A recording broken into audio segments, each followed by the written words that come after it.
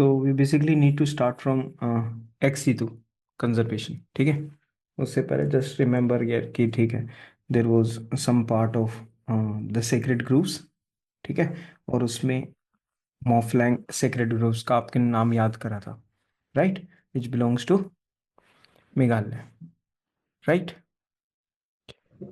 Yes sir. ठीक है, उस पार्ट को भी देख लेगा। आगे चलते हैं इसमें। Now let us continue and basically understand कि जो बायोडाइवर्सिटी कंजर्वेशन का जो पार्ट है, राइट। बायोडाइवर्सिटी कंजर्वेशन में we are looking at what, हमने इसमें एक पार्ट देख लिया है, that is the in situ conservation, ठीक है।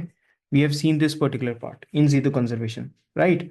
Now second part is the ex situ conservation.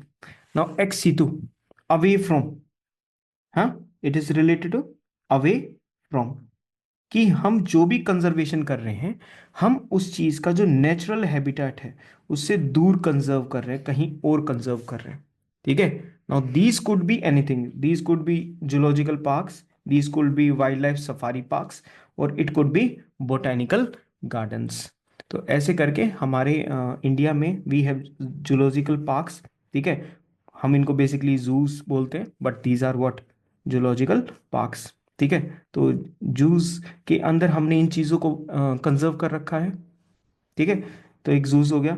Second one is wildlife safari park. तो थोड़े कहीं पर भी नेचुरल हैबिटेट के अंदर we have some visitors who observe the animal in any particular setting, ठीक है। But they have a basic difference, like unlike the zoos where animals are in cages और एनक्लोजर्स, सफारीज में animals आपको freely roam करते नजर आएंगे, ठीक है। तो you can take a jeep और समथिंग, और आप वहां पर घूम रहे हो, ठीक है, और आप एनिमल्स को देख रहे हो।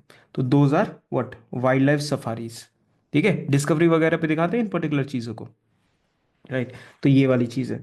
Third one is related to what, it is related to the botanical gardens. Now these botanical gardens, they are very specifically designed spaces dedicated for what, cultivation, study, conservation of a wide variety of plants, right. तो यहाँ पर wildlife safari के अंदर these animals which are present, ठीक है। Zoos के अंदर it is again the animals which are present, उनको प्रोटेक्ट कर रहे हैं, ठीक है। बोटेनिकल गार्डन्स के अंदर we are conserving what, the wide variety of plants, ठीक है। तो ऐसे करके इन चीज़ों को याद रखना है। हो जाएगा हमारी कंट्री में कहाँ कहाँ पर, ना मेजर मेजर एरियाज में, हाँ, we have the botanical gardens like West Bengal, ठीक है। In the state of West Bengal we have great number of botanical gardens. तो रिमेंबर दैट, ठीक है। Thus which is the botanical garden in Bengal, sir Shibpur botanical garden sir. What else. तो और भी कुछ है सर, शिवपुरी एक बार विजिट किया था। ओके, वहाँ पर एक ओ बैंगन दैट ट्री है सर, बहुत बड़ा। Acharya Chandra Bose, that do you remember. हाँ सर, जगदीश चंद्र बोस। हाँ, तो डू हाँ you sir. Remember that. Sir वही है सर। अच्छा, इट्स वो it's the same name, locally yes known sir. As, yes sir, मतलब वो शिवपुर पे लोकेटेड है इसलिए उसको ऐसे। वो ऐसे बोलते आचार्य हैं। जगदीश चंद्र बोस बहुत बड़ा हो चुका जगदीश है। चंद्र बोस, हाँ हाँ। हाँ, राइट राइट, ठीक है। तो that is one of the famous and like south Asia में काफ़ी वो दैट इज हाँ। अ फेमस बोटेनिकल गार्डन, ठीक है। तो that Acharya Jagdish Chandra Bose is located in the state of West Bengal, ठीक है। Fine, okay. तो ये किसके बारे में है, this this is a talk regarding the ex situ conservation, ठीक है। बहुत सिंपल सा है, there is nothing like big sort of something, उसमें से कुछ क्वेश्चंस वगैरह ऐसा कुछ अभी के लिए नहीं, ठीक है। नेक्स्ट हम जिस चीज के बारे में बात करेंगे, we will talk about the convention on biological diversity. हम इस सीबीडी के बारे में बात करेंगे, because we don't have to forget, this is majorly related with prelims, ठीक है। जब हम प्रीलिम्स पावर प्ले गेम की में एंट्री लेंगे, तो तुम्हारी जो प्रीलिम्स की एक्चुअल में जो प्रिपरेशन होती है ना, तुम उसको देखना कि वो एक नॉर्मल प्रिपरेशन से कितनी डिफरेंट होती है, ठीक है। तो प्रीलिम्स पावर प्ले के बारे में तुम्हें बाद में बताऊंगा, that how will be dedicating our selves for 75 days, ठीक है, just for the prelims section, ठीक है। फिर उसमें देखेंगे कि कैसे वो सारी की सारी चीजें होती हैं। सॉरी, हाँ, Now, Convention on Biological Diversity, known informally as the Biodiversity Convention. तो हम इसको बायोडाइवर्सिटी कन्वेंशन भी बोलते हैं और हम इसको बोलते हैं CBD, convention on biological diversity. I need your complete 100% focus. It should be, you know, whatever we are learning right now. ठीक है, बिल्कुल रिलैक्स, नो दिमाग पे स्ट्रेस वगैरह कुछ नहीं. ठीक है. It is a multilateral treaty. It means number of countries are related to it. बहुत सारी कंट्रीज रिलेटेड है. It is, that's why it is known as a multilateral. The convention has three main goals. Number one, the conservation of biological diversity, the sustainable use of its component, and third one, fair and equitable benefits of sharing of benefits arising from the genetic resources. Getting my point? Now these three things will come, it can come in your exam. ठीक है, कि जो CBD है उसके three major goals कौन कौन से हैं. It is conservation of biological diversity, sustainable use of its components. ठीक है, sustainable use of its components. किसके कंपोनेंट्स? इस बायोलॉजिकल डाइवर्सिटी के. एंड थर्ड वन, कि जो हम जेनेटिक रिसोर्सेज से जो भी हमको बेनिफिट्स मिलेंगे उनको हमें फेयर एंड इक्विटेबल मैनर में शेयर करना है. ठीक है. So this is talking about that. बस बेसिक में इन तीन चीजों को याद रखना कि CBD is related to these three things. Am I okay? ठीक है, आइडेंटिफाई कर लोगे आराम से. ठीक है, किस किस चीज के बारे में? Conservation, sustainable use, fair and equitable sharing of benefits. ठीक है, ये तीन चीजें होगी. Now the convention was open for signature at the earth summit in Rio de Janeiro on 5 June 1992. ठीक है. एक यस दास. सर वो fair and equitable sharing of benefits है, वो नागोया प्रोटोकॉल में था ना? हाँ, अभी आएगा. वो इसी का ही तो पार्ट है. अच्छा इसी का अच्छा। ही पार्ट है वो. ठीक है, it is part of this only. तो देखो, अभी वन बाय वन करके चलते हैं. ठीक है. मैंने कहा when we use to go through these things ना, they seem very come, like बहुत ऐसा मुश्किल सा लगता था. यार ये कन्वेंशन है, अब बीच में तुम प्रोटोकॉल लेकर आ रहे हो. ठीक है. तो ऐसे ऐसे जब वर्ड्स आ जाते हैं तो वी वर लाइक, यार कौन कहाँ और किसका है ये बताओ, पहले आराम से करो सारी चीज़ों को, है ना, कंफ्यूज मत करो. ठीक है. तो हम चलते सिंपल. हम क्या बोलेंगे कि एक अर्थ समिट है. समिट मतलब मीटिंग हुई. मीटिंग पे बात हुई अर्थ की कि ठीक है भाई, अर्थ को खतरा है, अर्थ को प्रोटेक्ट करना है, अर्थ के रिसोर्सेज को प्रोटेक्ट करना है. क्या नाम दिया? अर्थ समिट. कहां पर हुई? रियो डी जेनेरियो. ठीक है. रियो डी जेनेरियो कहां पर है? रियो de Janeiro sir Brazil. Brazil. Brazil में. कब हुई मीटिंग? 5 जून 1992 को. ठीक है. जब ये मीटिंग हुई, अर्थ समिट हुई, अर्थ मीटिंग हुई. समिट मतलब मीटिंग, समिट मतलब मीटिंग. मैं लेकर चल रहा हूं ग्राउंड जीरो से बिल्कुल तुम लोगों को. ठीक है, कि तो किसी को नहीं आता ये वाली चीज़, तो हम ये मीटिंग होगी. अब इस मीटिंग के अंदर एक डॉक्यूमेंट लेकर आए और ये बोला कि हमें अपनी बायोलॉजिकल डाइवर्सिटी को कंजर्व करना है. ठीक है. और हमने इसको नाम दिया कन्वेंशन ऑन बायोलॉजिकल डाइवर्सिटी. ठीक है. हमने ये वाली चीज ओपन कर दी and entered into force on 29 December 1993. USA is the only UN member state which has not ratified the convention. आप डॉक्यूमेंट को साइन करके आते हो कि ठीक है, मैंने ना साइन कर दिया कि ठीक है. ठीक है, इंडिया की तरफ से मैंने साइन. अब ये जो डॉक्यूमेंट है जो मैंने साइन करा है, अब ये मेरी पार्लियामेंट भी जाके इसको पास करेगी, तब जाके माना जाएगा कि इंडिया ने इसको एक्सेप्ट करा. ठीक है. साइंड तो हो गया, बट क्या रेटिफाई हुआ या नहीं? ठीक है. तो यूएसए अकेला एक यूएन मेंबर कंट्री है जिसने इसको रेटिफाई नहीं करा है. नाउ इस convention on biological diversity CBD की दो सप्लीमेंट्री एग्रीमेंट्स हैं. इसके साथ दो एग्रीमेंट सोर्स आते हैं. ठीक है. वो कौन कौन से हैं? Cartagena protocol and the Nagoya protocol. कौन कौन सा है? Number one is Cartagena protocol and Nagoya protocol. Where is Nagoya located? हमने बात की थी जो भी प्लेस होगा उसी के जापान। नाम पर वो जापान के अंदर located. Where is Cartagena located? Colombia. Colombia. Very good. South America? Hmm. South America? ठीक है। Yes, sir. साउथ अमेरिका के यहाँ पर ऐसे वो सेंट्रल अमेरिकन कंट्रीज ऐसे वगैरह आ जाती हैं।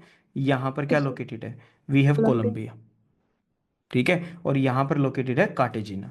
ठीक है, तो एक कार्टेजिना प्रोटोकॉल होगी, प्रोटोकॉल मतलब रूल्स, प्रोटोकॉल मतलब रूल्स। एक नगोया प्रोटोकॉल होगी। तो नगोया में कुछ रूल्स बनाए गए सिंपल भाषा में, और कार्टेजिना में कुछ रूल्स बनाए गए। ये दोनों किससे रिलेटेड हैं? सर ये सीबीडी से रिलेटेड है। सीबीडी में क्या होता है? सर ये बायोलॉजिकल डाइवर्सिटी को प्रोटेक्ट करता है।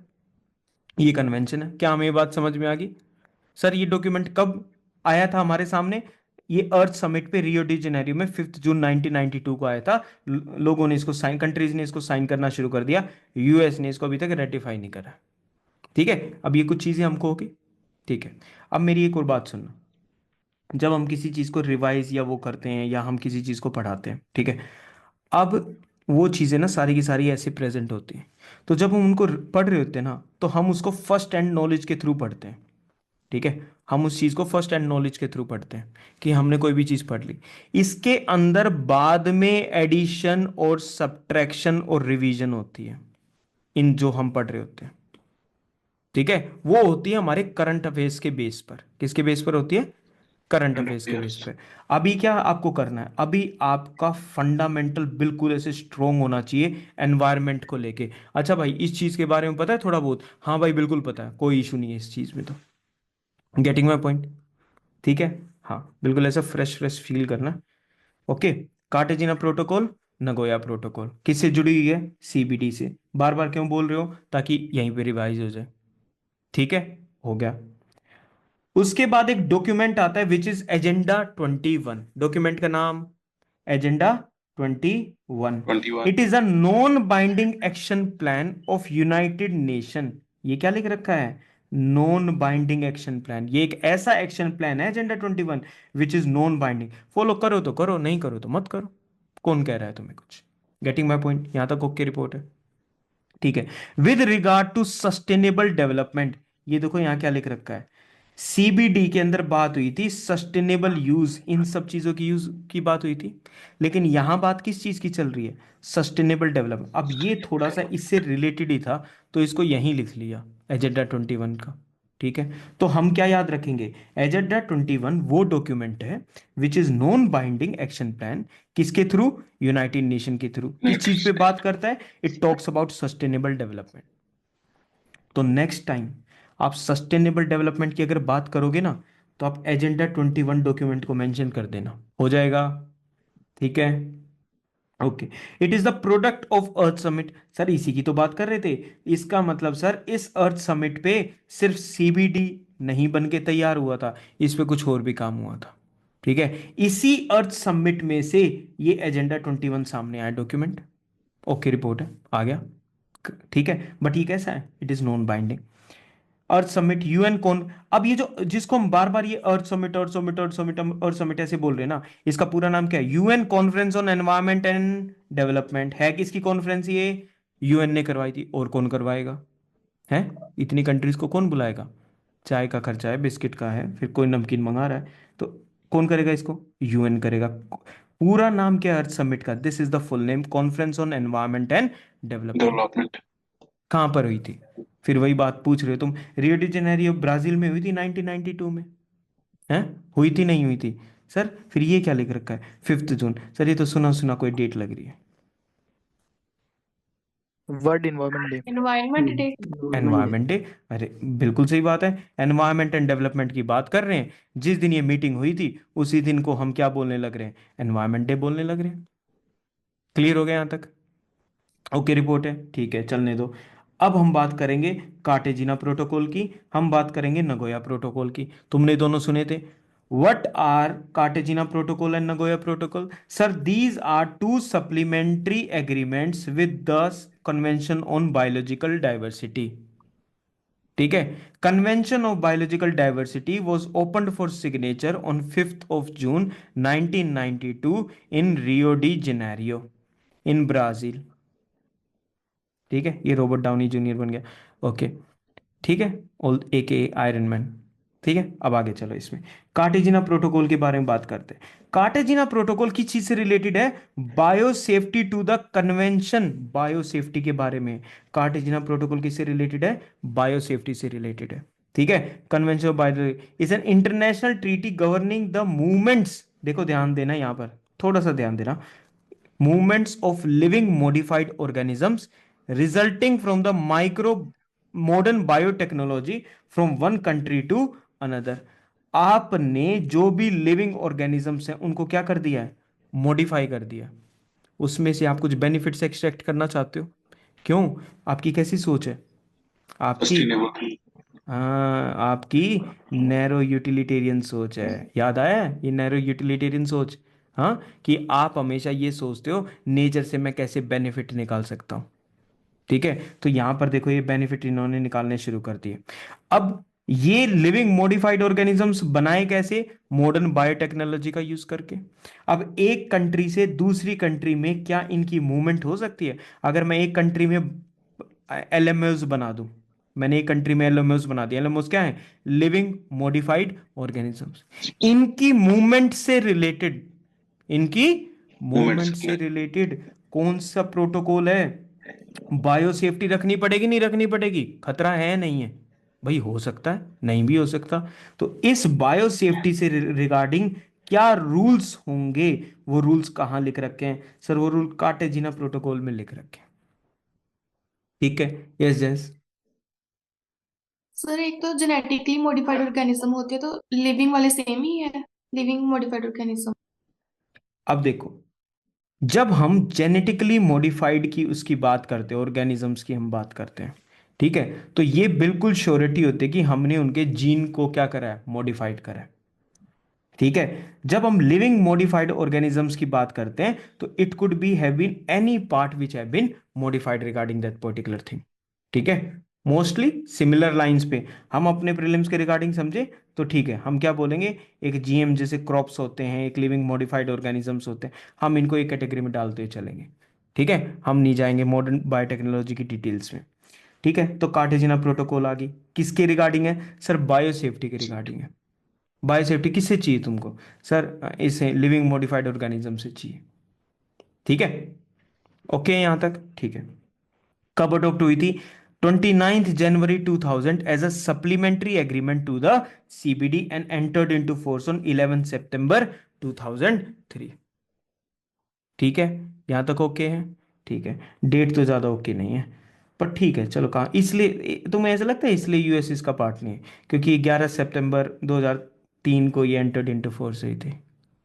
हाँ, what is this date? 9/11 sir. 9/11, the world trade centres. Centre.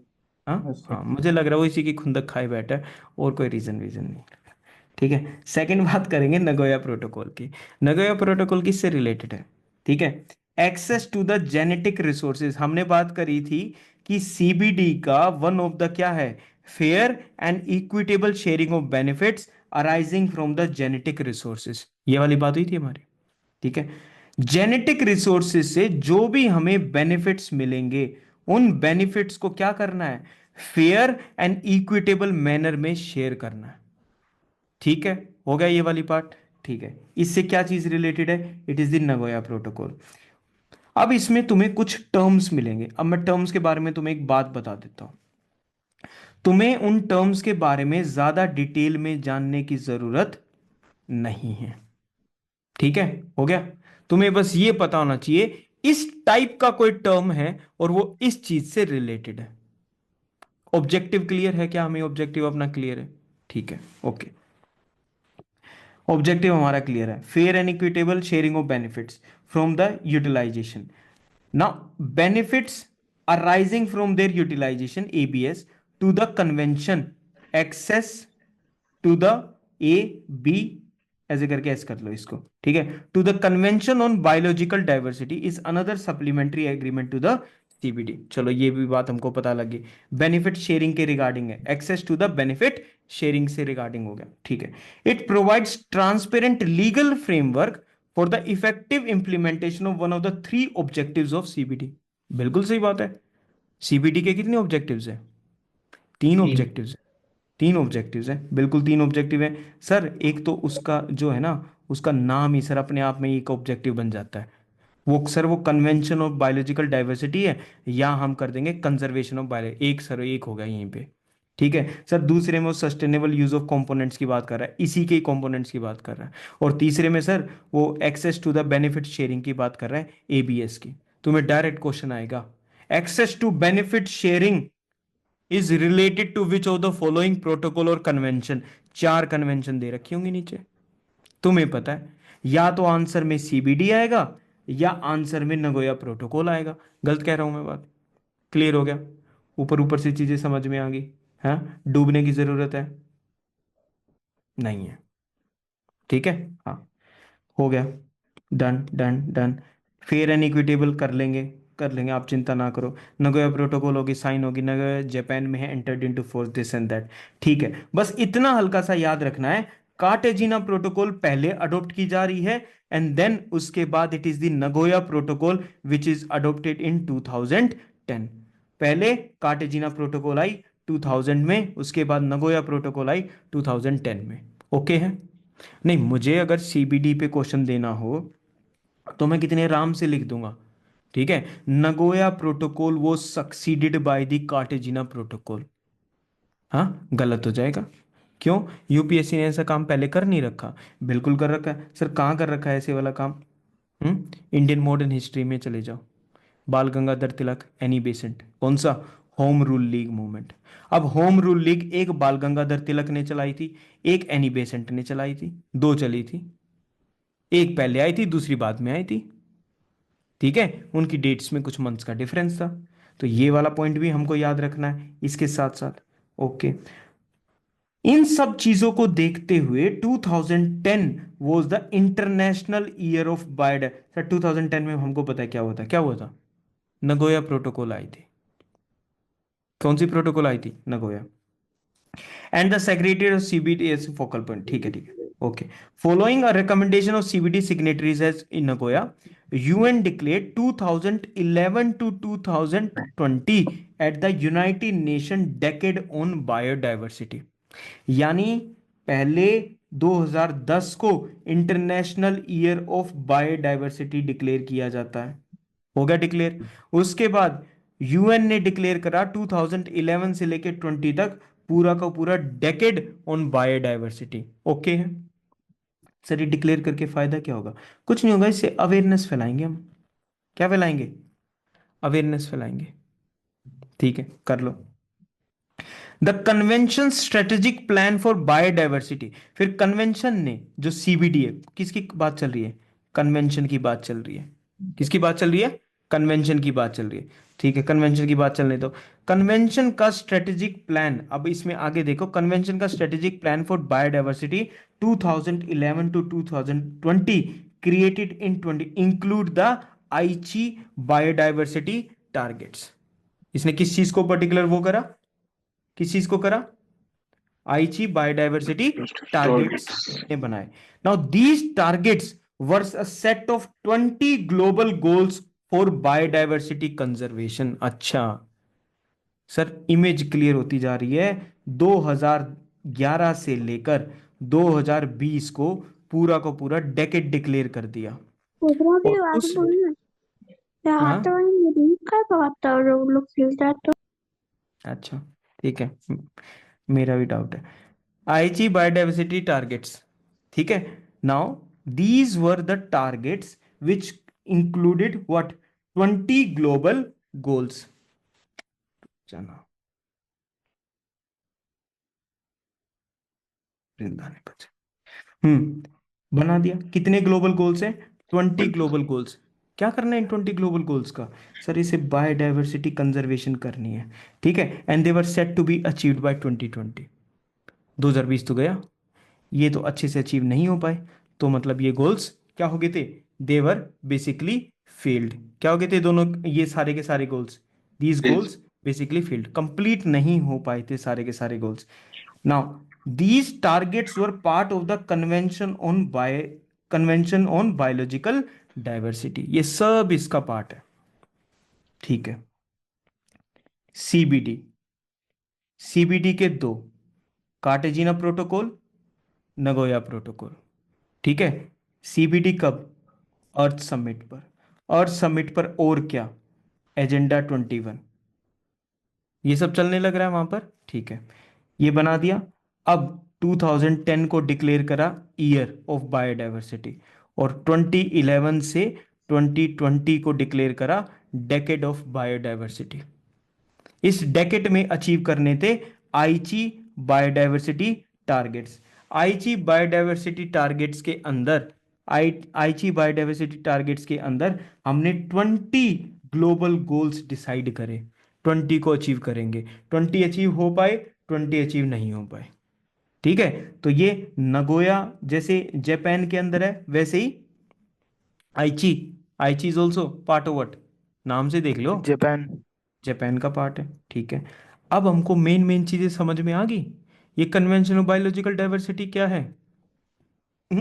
धरती वालों की आंख खुलती है 1992 में।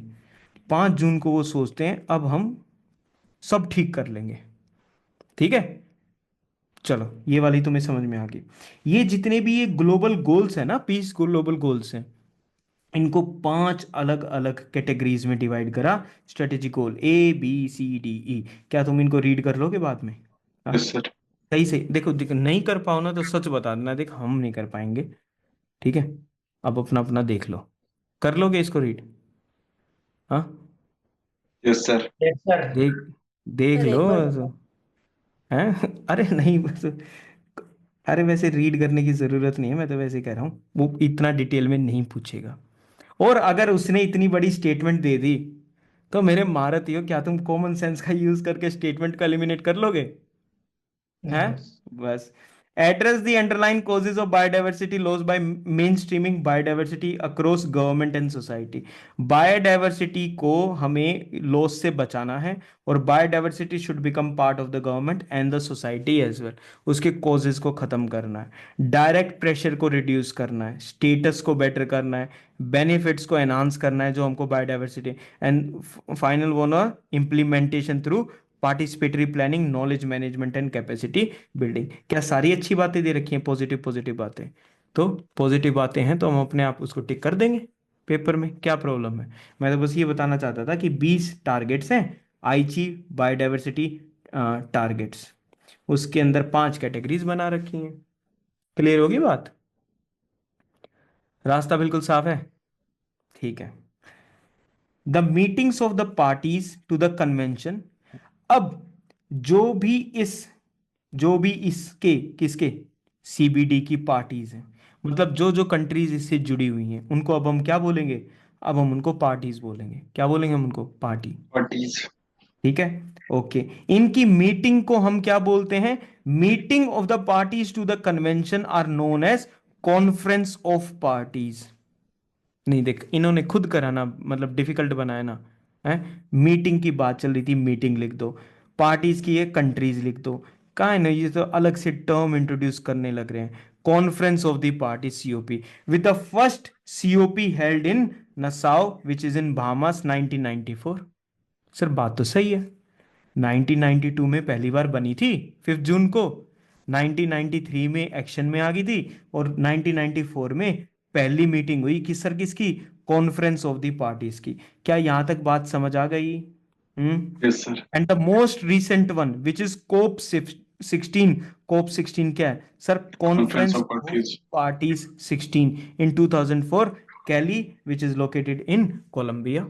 सर कोलंबिया के अंदर एक और सिटी लोकेटेड थी, वो कौन सी थी? कार्टेजिना। कार्टेजिना। कार्टेजिना। हम चीज़ों को सर कनेक्ट कर लेंगे, और हम चीज़ों को सर साथ साथ लर्न कर लेंगे।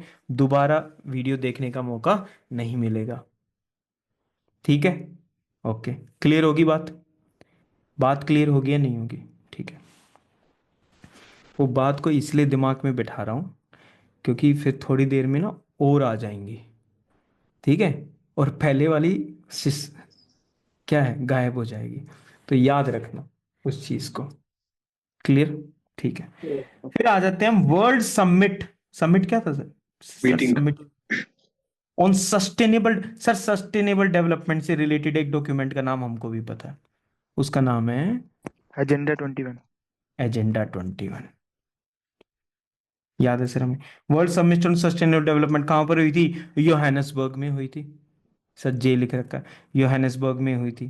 ठीक है, कहाँ पर है सर? साउथ अफ्रीका में। सर साउथ अफ्रीका की ना 3 कैपिटल है और हमें तीनों को पता है। सर एक तो इस बात नहीं है। दूसरी कंट्री है।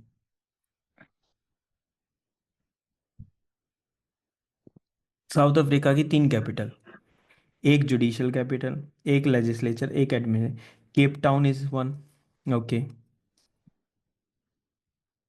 2 और, एक तो सर एक प्रिटोरिया है, प्रिटोरिया, एक ब्लोइंग फोर्टिन है ना? एक ब्लोइंग फोर्टिन है, एक प्रिटोरिया है, एक केप टाउन है, ऐसे करके 3 कैपिटल है। सर क्यों बता रहे हो? बस पता है तो बता देते हैं। ठीक है, योहानिसबर्ग में साउथ अफ्रीका में हुई थी। कब हुई थी? 2002 में।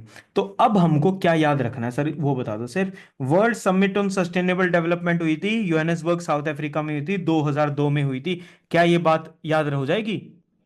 सर कर क्यों रही हैं ये मीटिंग? अभी तो हुई थी रिसेंटली 1992 में। तो भाई उसको रिव्यू भी तो करना पड़ेगा कि ठीक से मीटिंग काम कर रही है नहीं कर रही है। कभी सीओपी वाले चाय पी के भाग रहे हो वापस, कुछ डिसाइड नहीं हो रहा। अच्छे से सब कुछ डिसाइड करना है तो 1992 के रियो समिट को, इसको क्या हम रियो समिट भी बोल सकते हैं? यस बोल सकते हैं। Yes sir. क्या हम इसको अर्थ समिट बोल सकते हैं? बोल सकते हैं। लेकिन सर इसका असली नाम तो वही रहेगा जो था, जो है सीबीट। अलबेला मत नैनो वाला। हाँ, उसकी दीवानी ब्रिज की है सर बात। एबीएस। ए भी है कुछ कुछ, अब वो कुछ भी बोलते हैं ना सर। कॉफी पी के आपके नशे हो गए, हम कुछ भी सर बोलते क्या हैं। सर, क्वेश्चन क्या अर्थ है? समिट का actual name? Sir conference on environment and development. Develop. Development, UN conference on environment development, yes.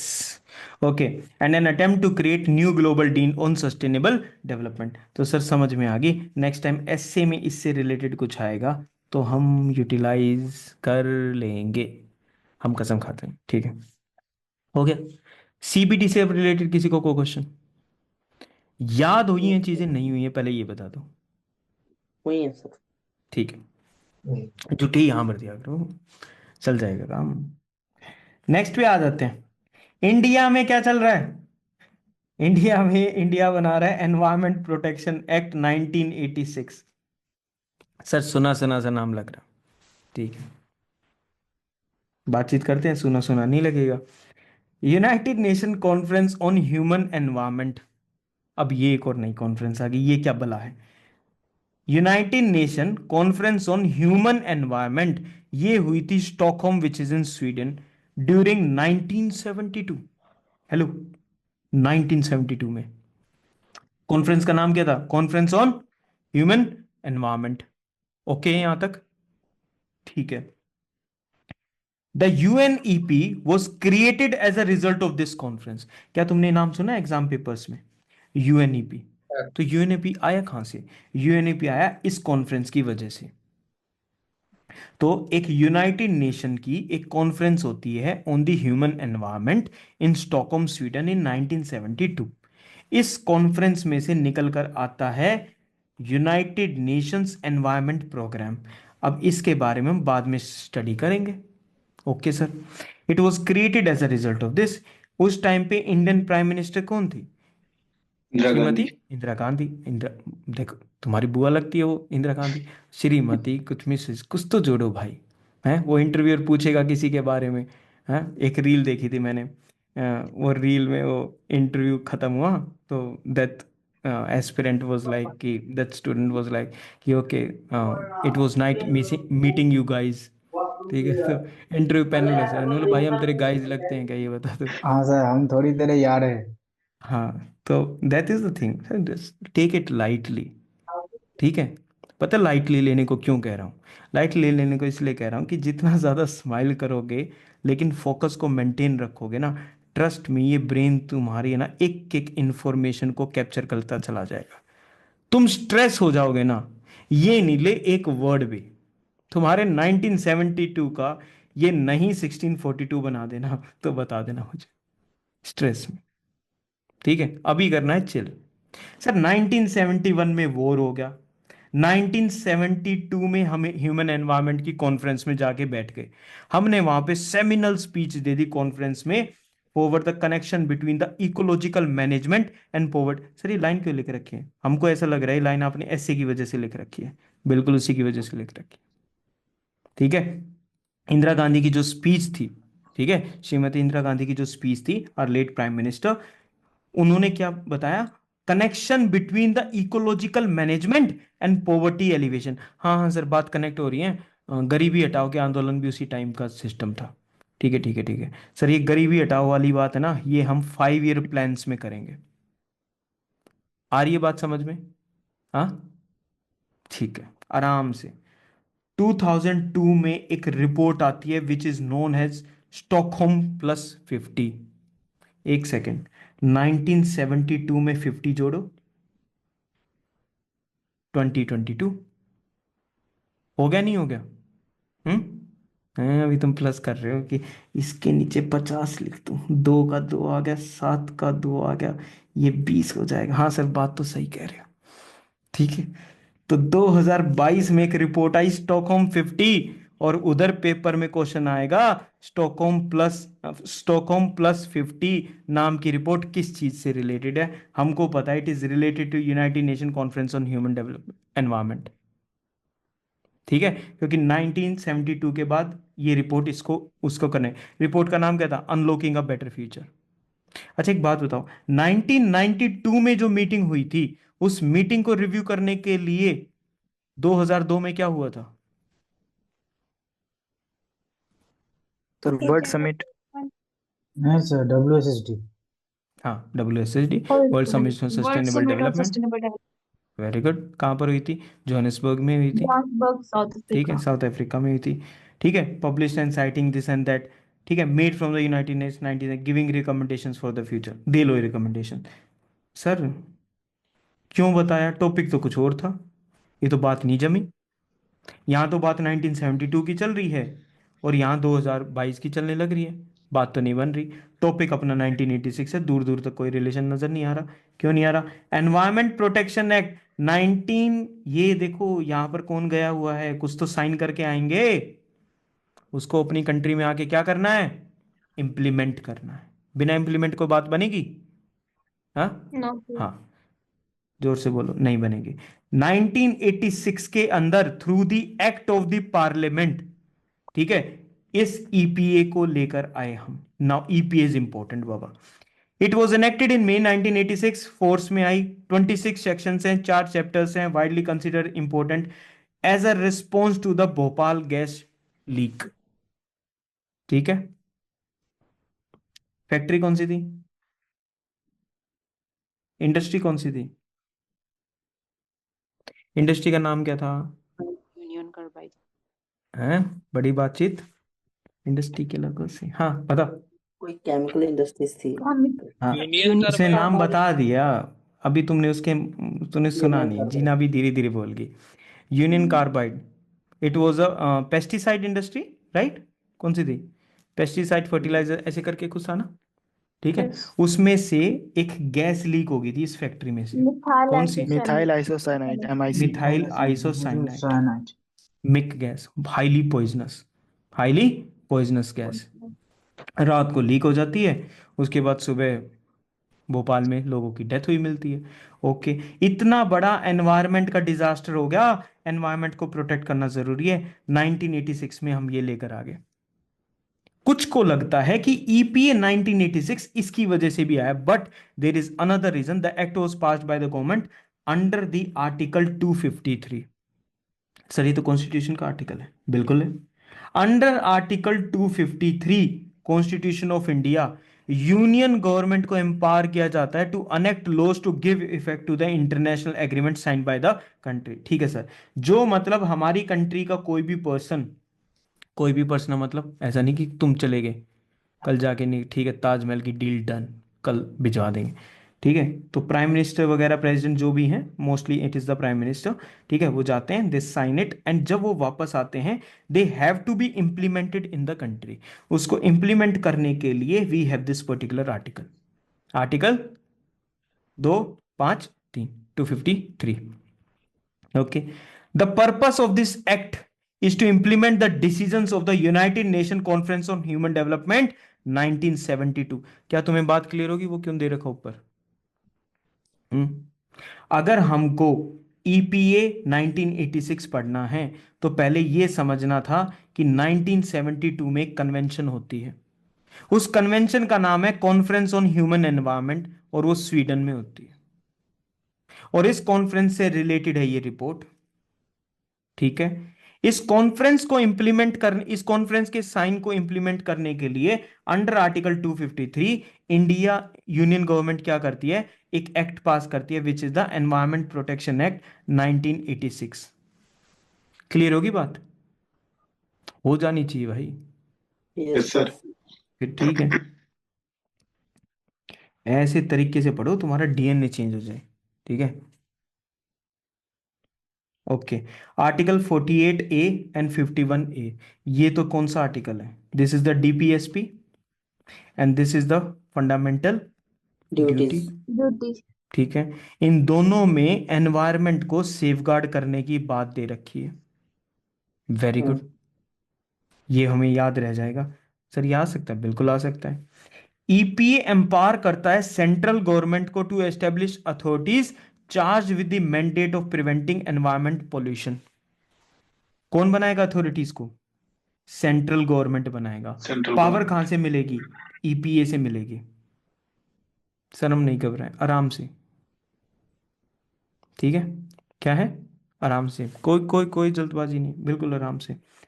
EPA empower करेगा सेंट्रल गवर्नमेंट को, सेंट्रल गवर्नमेंट ऐसी अथॉरिटीज बनाएगा जिसका मैंडेट, मैंडेट यानी उसका फंक्शन क्या होगा? एनवायरमेंटल पोल्यूशन को प्रिवेंट करना in all its form, environmental problems को टैकल करना। सर समझ में आ गया? Sir EPA also empowers the government to do this this this this this this. Sir यहाँ पर सारी अच्छी बातें लिखी मिलेंगी, इसको हम हैंडल कर लेंगे सर प्रीलिम्स में। एक पढ़ लेते हैं, plan and execute nationwide program, lay down standards for quality of environment, central government as per the act has the power to direct closure। Sir ये वाली इंपॉर्टेंट लग रही है, आराम से पढ़ ले, क्या पढ़ लो, अंडरलाइन भी कर दे, ध्यान दो इस पे, सबका ध्यान इस पर लेकर आ जाओ। अद्भुत अदम्य साहस की शाहें ये की आशा, तुम हो मानवता की आशा आज से। ठीक है, तुम पे टिका हुआ है। Central government as per the act has the power to direct closure, prohibition, regulation of any industry operation और प्रोसेस, द स्टॉपेज और regulation of the supply of electricity और वाटर और एनी अदर सर्विस। वो इन चीजों को रोक भी सकते हैं, फैक्ट्री को बंद कर देंगे, प्रोहिबिट कर देंगे, रेगुलेट कर देंगे। इस एक्ट को इंप्लीमेंट करने के लिए the power is with the central government. Yes और नो? Yes. वहां पर प्रीलिम्स ये नहीं सोच रहा ऐसे कैसे पानी की सप्लाई काट सकते हैं, बिल तो भरा है, काट सकते हैं अंडर EPA। ओके रिपोर्ट, चले आगे। ठीक है, मुझे बताओ चीज याद हो रही है, नहीं हो रही? नहीं, अगर देखो याद नहीं हो रही तो ऐसे बता के और फिर तुम्हें दोबारा पढ़ना पड़ेगा। मैं सजेस्ट करता हूं एक बार पढ़ो चिल करके, ठीक है, पेपर में आइडेंटिफाई हो जाएगा। सर EPA पढ़ लिया 1986, सर ईयर भी याद हो गया।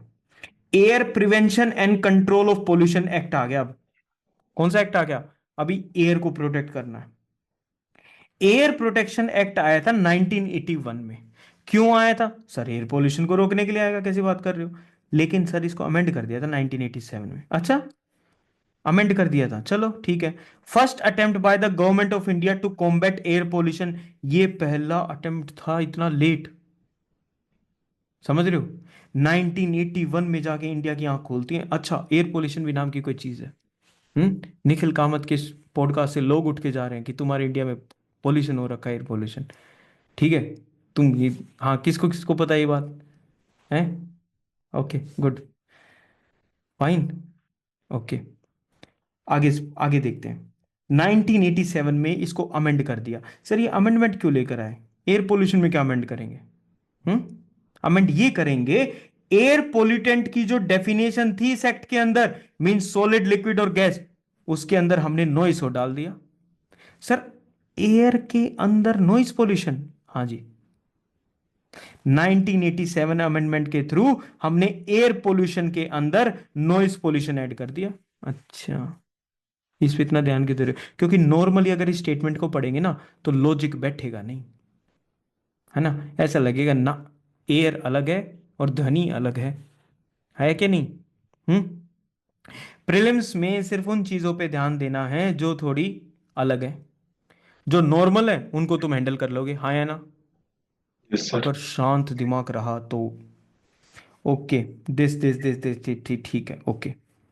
एयर पोल्यूशन को रोकेंगे कैसे? Question is this, how to stop air pollution? This is the question. The answer is very simple, electrostatic precipitator, scrubber और catalytic converters. Yes Das? Sir वो एयर नॉइस के अंदर एयर पोल्यूशन कैसे है, वो एक बार रिपीट कर देंगे सर, थोड़ा इंटरनेट अनस्टेबल।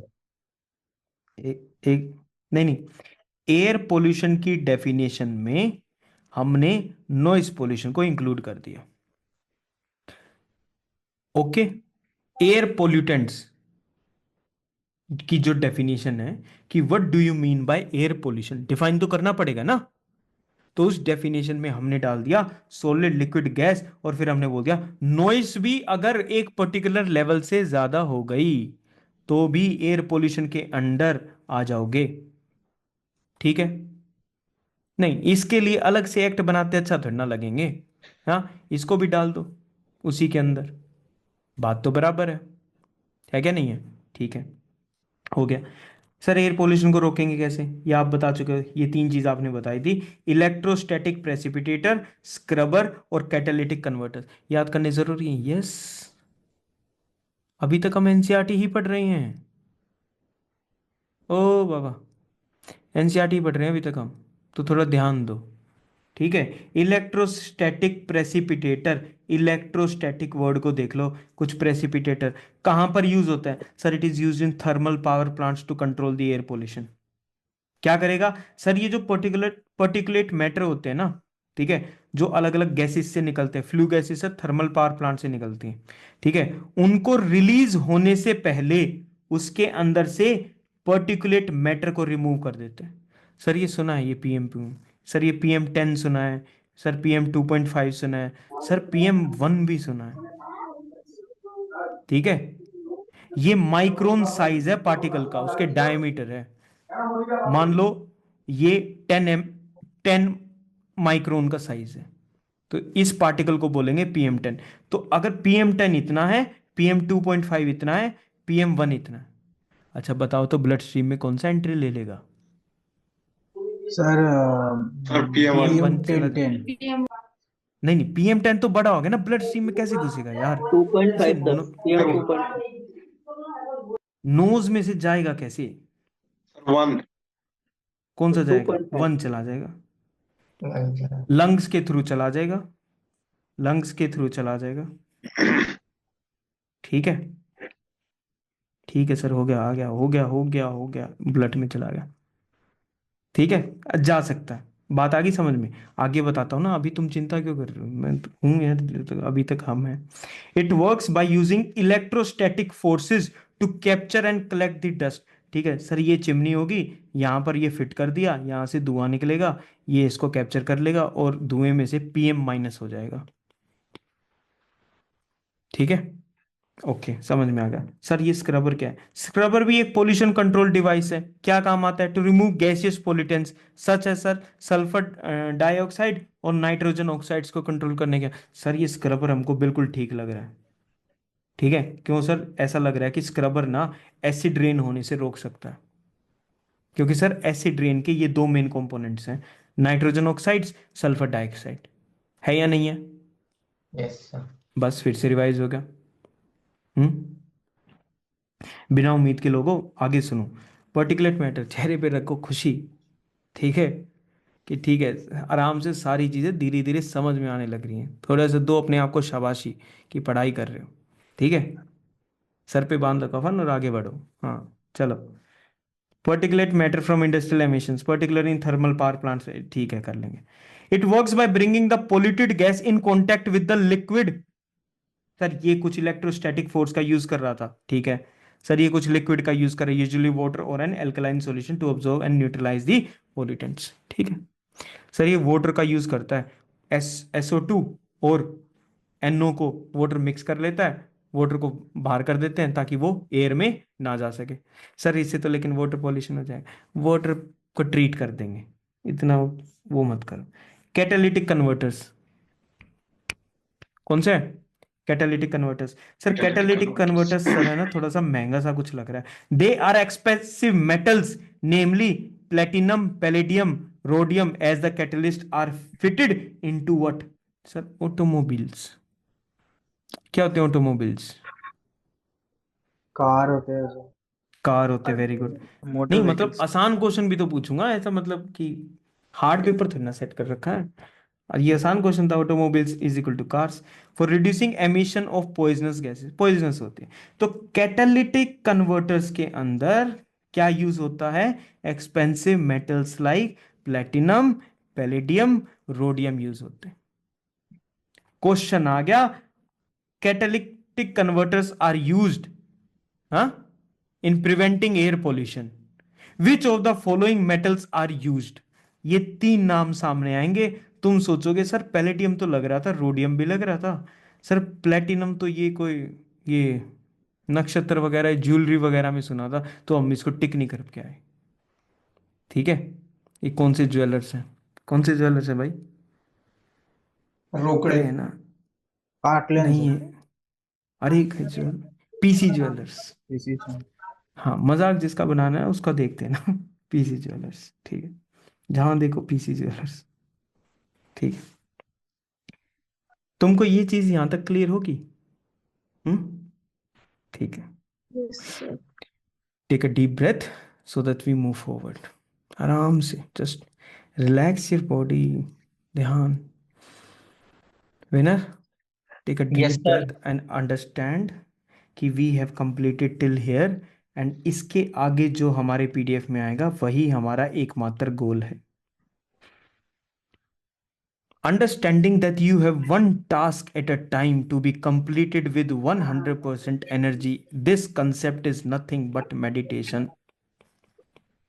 Meditation का opposite होता है a confused state, a mind which tries to achieve number of tasks at one particular point of time, finally gaining nothing out of it. Okay, ठीक है।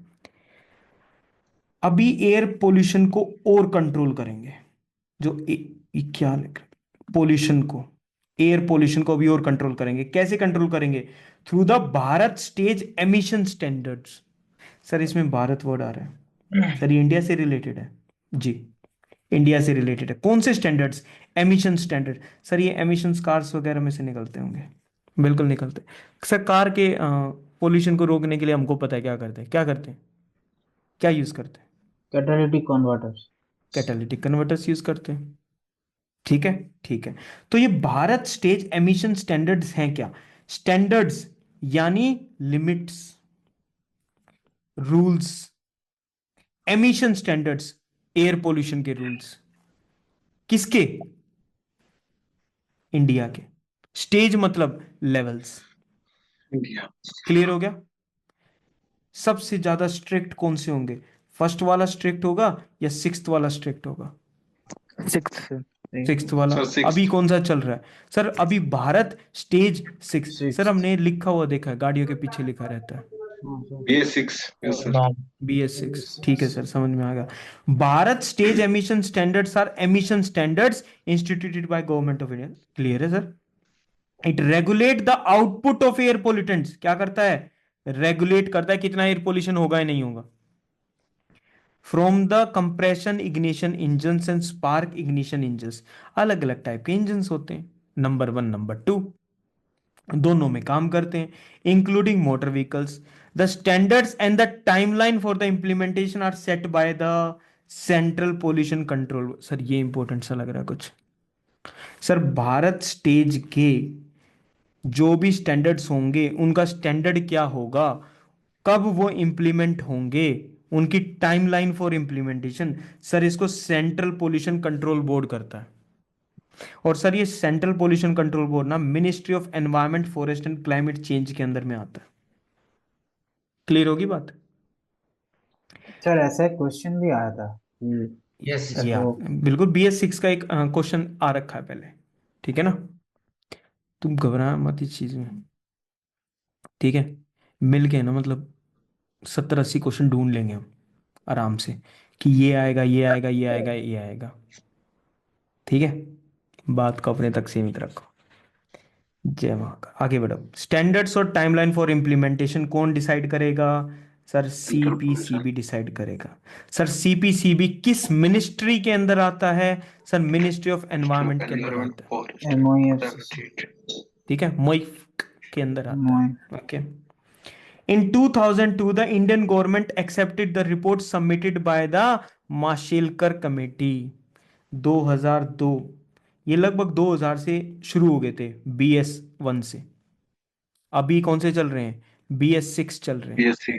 Sir standards high हो चुके हैं अपने, बिल्कुल हो चुके हैं। सर बीच में एक कमेटी आई थी जो इन स्टैंडर्ड से रिलेटेड थी, उस कमेटी का नाम था सर माशेलकर कमेटी, ठीक है, माशाल्लाह। आगे बढ़ो।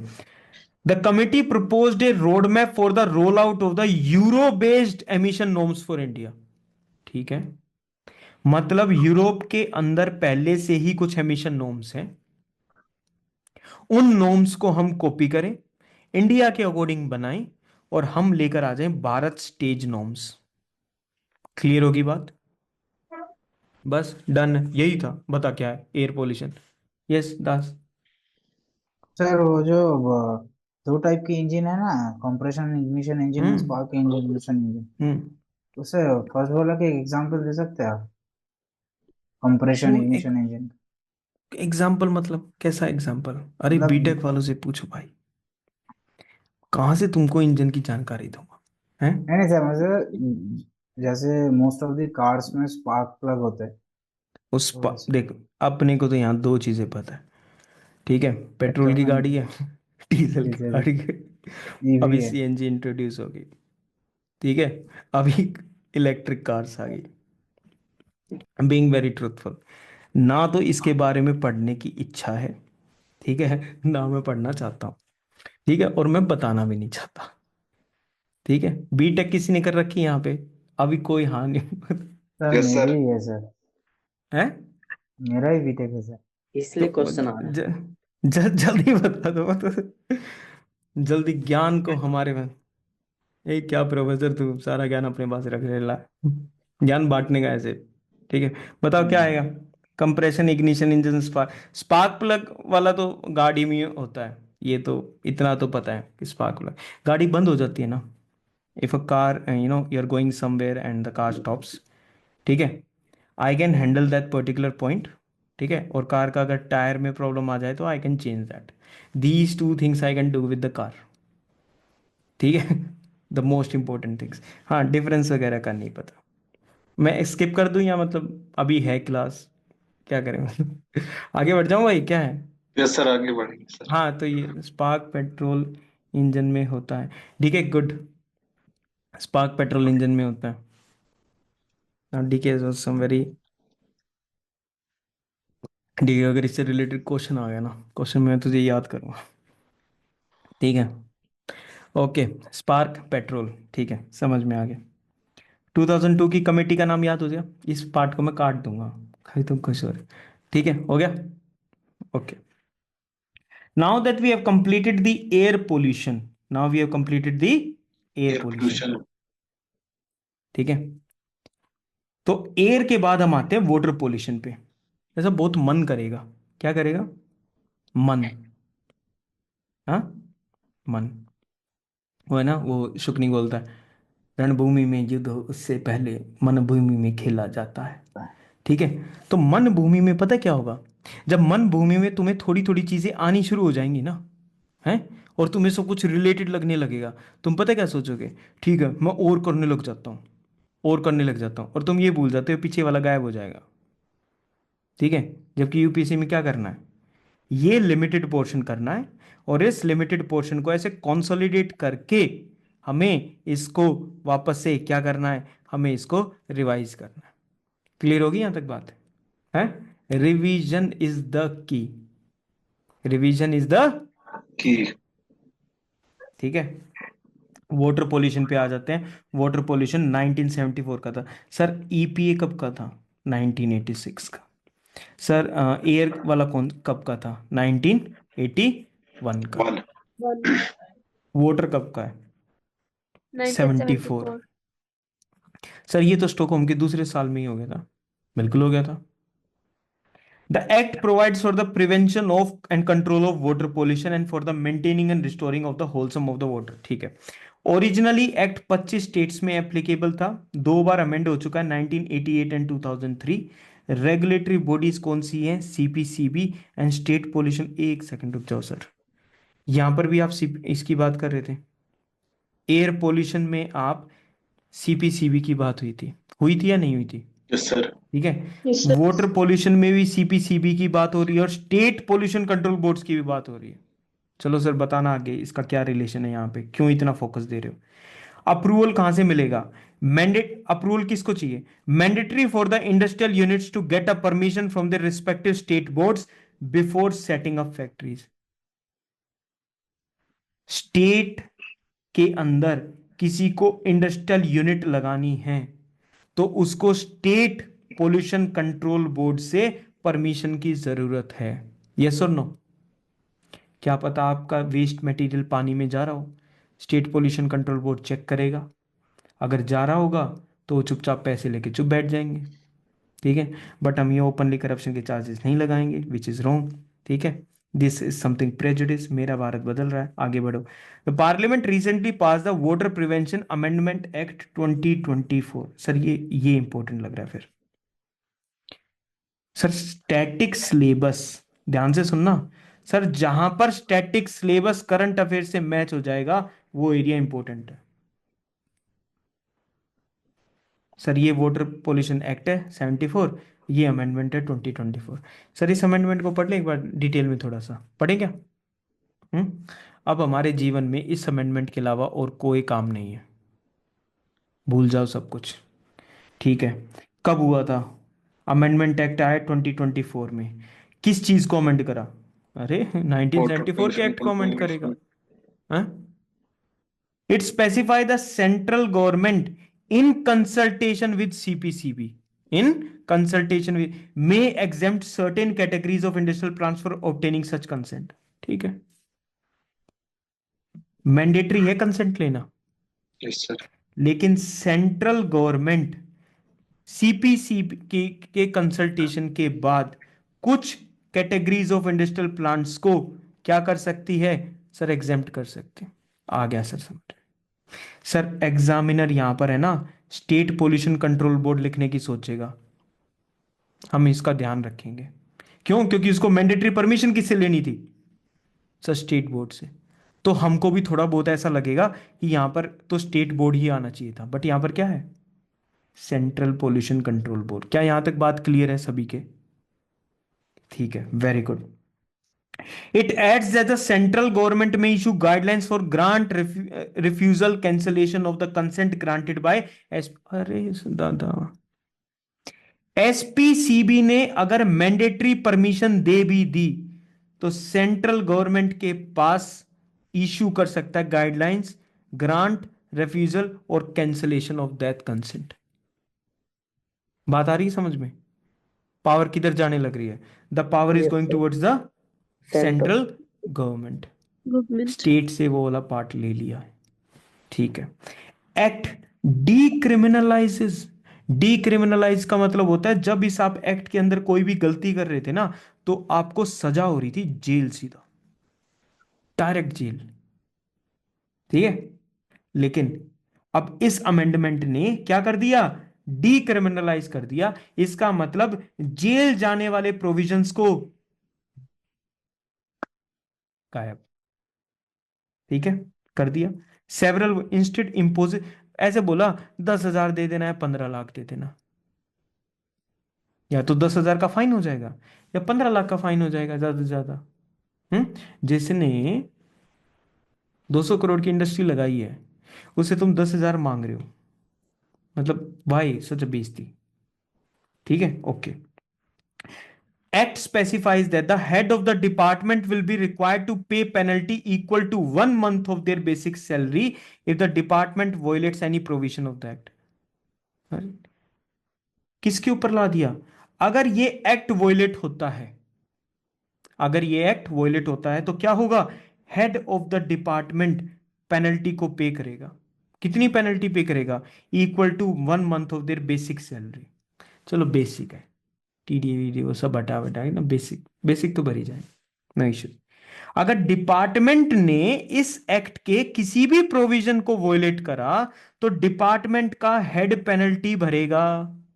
क्या ये आप सबके बात क्लियर होगी, वोटर की बात चल रही है ये।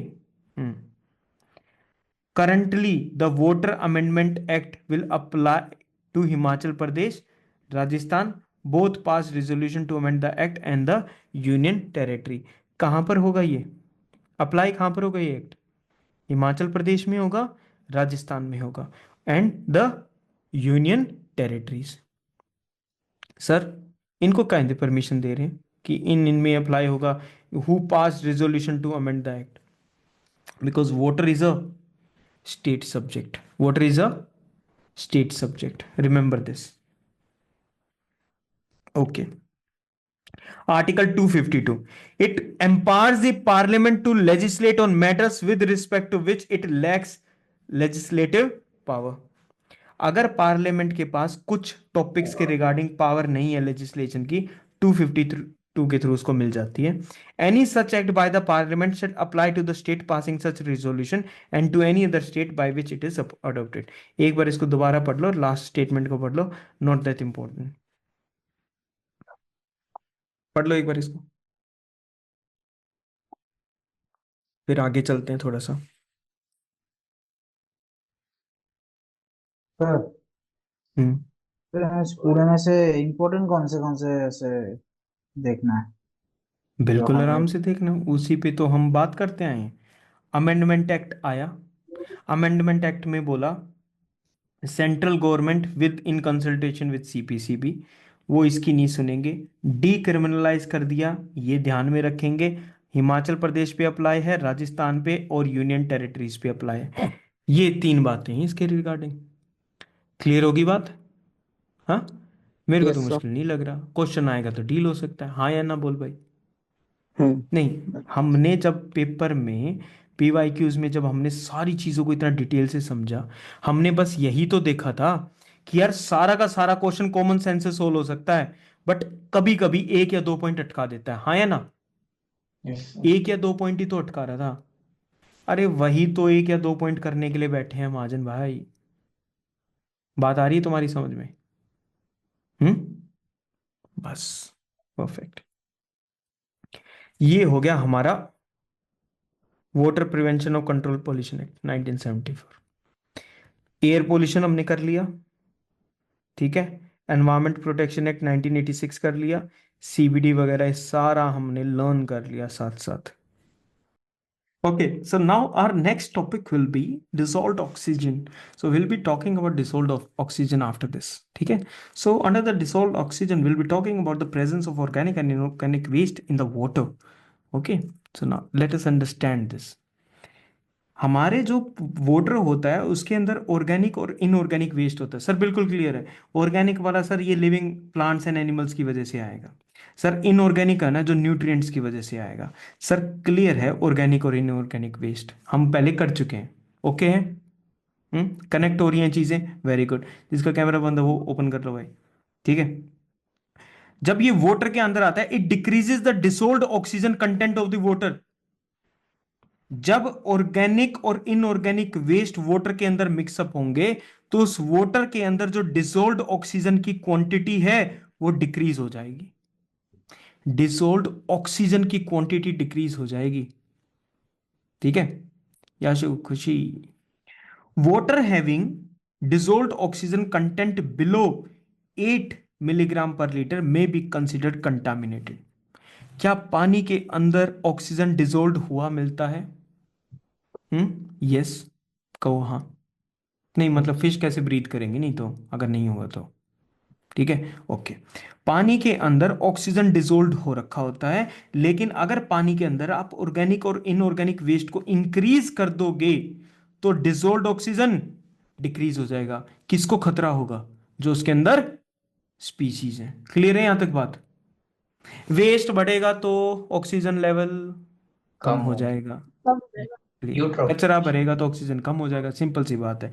ठीक है, अगर 8 मिलीग्राम पर लीटर से डिसोल्व्ड ऑक्सीजन कम हो गया, 1 लीटर के अंदर 8 मिलीग्राम, ठीक है, ऑक्सीजन है, अगर इससे लेवल कम हो गया तो उस वाटर को हम क्या बोलेंगे? कंटामिनेटेड बोलेंगे। ये कम कैसे हुआ सर? वेस्ट इंक्रीज हो गया ना। वेस्ट इंक्रीज हो गया तो डिसोल्व्ड ऑक्सीजन कम हो गया। Water having DO content below 4 milligram per litre is considered to be highly polluted. तो क्या हम किसी भी वाटर बॉडी के डिसोल्व्ड ऑक्सीजन के लेवल से बता सकते हैं वो पोल्यूटेड है या नहीं है? बता Yes, sir. सकते। ठीक है। DO content of water is important for the survival of aquatic organisms. पानी के जीव, पानी के जीव। A number of factors like surface turbulence, photosynthetic activity, O2 consumption by organic decomposition are determine the amount of DO present in the water. आप इसको एक बार read जरूर कर लेना बाद में भी। अभी तो रीड करोगे ही करोगे, लेकिन बाद में भी। मुझे ऐसा लगता है इस टाइप के ना स्टेटमेंट बेस्ड आ जाएंगे, ऐसे अटकना नहीं है उस पॉइंट ऑफ टाइम पे। Nancy, a number of factors like surface turbulence, water ऊपर से कितना शांत है नहीं है, इससे भी। हेलो, अगर वाटर ऐसे बिल्कुल शांत है ऑक्सीजन कहाँ मिक्सअप हो पाएगा? इसी वाटर में ऐसे ऑक्सीजन कहीं कहीं एंट्री लेने लग रहा है ना? हो सकता है ना? तो वाटर टर्बुलेंस इंपैक्ट डालेगी किसके ऊपर? डिसोल्ड ऑक्सीजन पर। इंक्रीज होगा डिक्रीज होगा, इससे क्या फर्क पड़ता है? फर्क डाल रहा है नहीं डाल रहा? डाल रहा। Okay. Second, photosynthetic activity. Photosynthetic activity, जो प्लांट्स हैं वो O2 रिलीज करते हैं। अगर प्लांट फोटोसिंथेटिक एक्टिविटी कर रहे हैं तो O2 तो बढ़ जाएगा ना। सरफेस टर्बुलेंस से O2 बढ़ जाएगा। O2 कंजम्पशन बाय ऑर्गेनिजम्स, जो ऑर्गेनिजम्स है वो O2 को कंज्यूम करेंगे, यानी O2 डिक्रीज होने लग रहा है। डीकंपोजिशन ऑफ ऑर्गेनिक मैटर, इसमें O2 डिक्रीज होगा। इसमें O2 क्या होगा? डिक्रीज हो जाएगा। Are the factors which determine the amount of DO present in water. क्या आपको फैक्टर्स क्लियर हो गए? यस रोहन, फैक्टर्स क्लियर है सारे? सर कोई एग्जाम्पल बता दो। किस चीज का? ये पानी है, ठीक है। अब एक तो पानी ऐसे बिल्कुल काम है, दूसरा टर्बुलेंट वाटर्स है, इसमें ऑक्सीजन मिक्सिंग ज्यादा हो जाएगी तो O2 का लेवल बढ़ जाएगा। फोटोसिंथेटिक एक्टिविटी, अगर इसके अंदर प्लांट्स होंगे तो उस प्लांट्स O2 की जो है लेवल को इंक्रीज कर देंगे, ठीक है। और क्या है? O2 कंजम्पशन बाय ऑर्गेनिजम्स, यहां पर जो अलग अलग ऑर्गेनिजम्स हैं वो O2 को कंज्यूम करेंगे तो वहां से खत्म हो जाएगा। डीकम्पोजिशन, जब इसकी डेथ हो जाएगी, ठीक है, तो इस पे जो ये है डीकम्पोजर्स हैं, इसको डीकम्पोज करेंगे, O2 का अगेन यूज हो जाएगा इसको डीकम्पोज करने में। तो O2 का लेवल क्या तुम देख रहे हो, बढ़ रहा है और घट रहा है? इन फैक्टर्स की वजह से ऐसा हो रहा है। क्लियर? ठीक है। The highest amount of waste increase the rate of decomposition. जैसे जैसे वेस्ट इंक्रीज होगा रेट ऑफ डिकम्पोजिशन भी इंक्रीज हो जाएगा। O2 consumption and thereby decreases the DO content of water. Decomposition बढ़ गया ना, O2 का कंजम्पशन भी बढ़ जाएगा, ठीक है। और फाइनली DO क्या हो जाएगा, डिसोल्ड ऑक्सीजन, कम हो जाएगा। क्यों? क्योंकि जितना मिक्सअप हो रखा था वो तो आपने यूज कर लिया। तो किसी भी पानी में जब हम वेस्ट डालते हैं तो उस वेस्ट की वजह से उस पानी का जो DO है वो कम हो जाता है। अगर वो 8 से कम हो जाए तो कंटामिनेटेड है, अगर 4 से कम हो जाए तो हाईली पॉल्यूटेड है। क्लियर हो गया? ठीक है, कंसेप्ट क्लियर है DO का? ठीक है। अब हम आ जाते हैं बायोलॉजिकल ऑक्सीजन डिमांड पर। कौन सी है? Biological oxygen demand. ध्यान ध्यान ध्यान ध्यान ध्यान ध्यान ध्यान ध्यान, ठीक है। बायोलॉजिकल ऑक्सीजन डिमांड क्या है, अभी इस कॉन्सेप्ट को समझना। Water pollution by organic waste is measured in terms of biological oxygen demand. Water pollution होने लग रहा है ना, वाटर पोल्यूशन होता है। वाटर पोल्यूशन किसकी वजह से हो रहा है? ऑर्गेनिक वेस्ट की वजह से। तो कितना वाटर पोल्यूशन हुआ है इसको मेजर कैसे करेंगे? BOD से मेजर करेंगे। मेरे को एक बात बताओगे, DO का लेवल इन सभी चीजों की वजह से ऊपर नीचे हो सकता है ना, लेकिन क्या इससे बिल्कुल ये पता चल जाएगा कि वो जो पानी है वो पोल्यूटेड है, मतलब वो उसमें वेस्ट है या नहीं है? वो तो नहीं पता लगेगा। वाटर का पोल्यूशन पता लगता है इससे, बायोलॉजिकल ऑक्सीजन डिमांड से। ये एक पर्टिकुलर टर्म है, ठीक है। अब हम देखेंगे बायोलॉजिकल ऑक्सीजन डिमांड होता क्या है। BOD is the amount of dissolved oxygen, ये तुमने पढ़ रखा है। BOD is the amount of dissolved oxygen needed by the bacteria in decomposing the organic waste. Organic waste को डिकम्पोज कौन करेगा, मुझे तुम बताओ। सर बैक्टीरिया करेंगे। क्या इस बैक्टीरिया को डिसोल्ड ऑक्सीजन की जरूरत है? बिल्कुल है सर। काम कैसे करेगा ये? ठीक है, present it is expressed in milligrams of oxygen per litre of water. The higher value of BOD indicates low DO content. Sir एक सेकंड रुको सर रुको रुको। Higher value of BOD, example दो, एग्जाम्पल दो। ठीक, ये है कचरा सीट, मतलब ये है क्या? Garbage, waste. ये क्या है? वेस्ट है ये। इस वेस्ट को ये 5 बैक्टीरिया इसको डिकम्पोज करने वाले हैं। ओके, रिपोर्ट है, ठीक है। इस वेस्ट को यही 5 बैक्टीरिया डिकम्पोज करेंगे। इसी वेस्ट को ये 5 बैक्टीरिया डिकम्पोज करेंगे। किसमें ऑक्सीजन की रिक्वायरमेंट ज्यादा होगी? सेकंड वाले में। इस वाले में। ज्यादा गार्बेज है, ज्यादा काम करना पड़ेगा। ज्यादा किस चीज की डिमांड कर रहे हैं ये ऑर्गेनिजम्स? बैक्टीरिया किसकी डिमांड कर? ऑक्सीजन की। बायोकेमिकल ऑक्सीजन डिमांड और द बायोलॉजिकल ऑक्सीजन डिमांड, ठीक है। Higher the value of BOD, sir यहां पर है ना BOD की वैल्यू हायर है, इसका मतलब सर ज्यादा वेस्ट है। सर ज्यादा वेस्ट का मतलब है लो DO। सर ठीक है, कनेक्ट हो गया, ये इससे कनेक्ट हो रहा। अगर बायोलॉजिकल ऑक्सीजन डिमांड ज्यादा है इसका मतलब ऑर्गेनिजम्स को ज्यादा काम करना पड़ेगा क्योंकि वेस्ट ज्यादा है।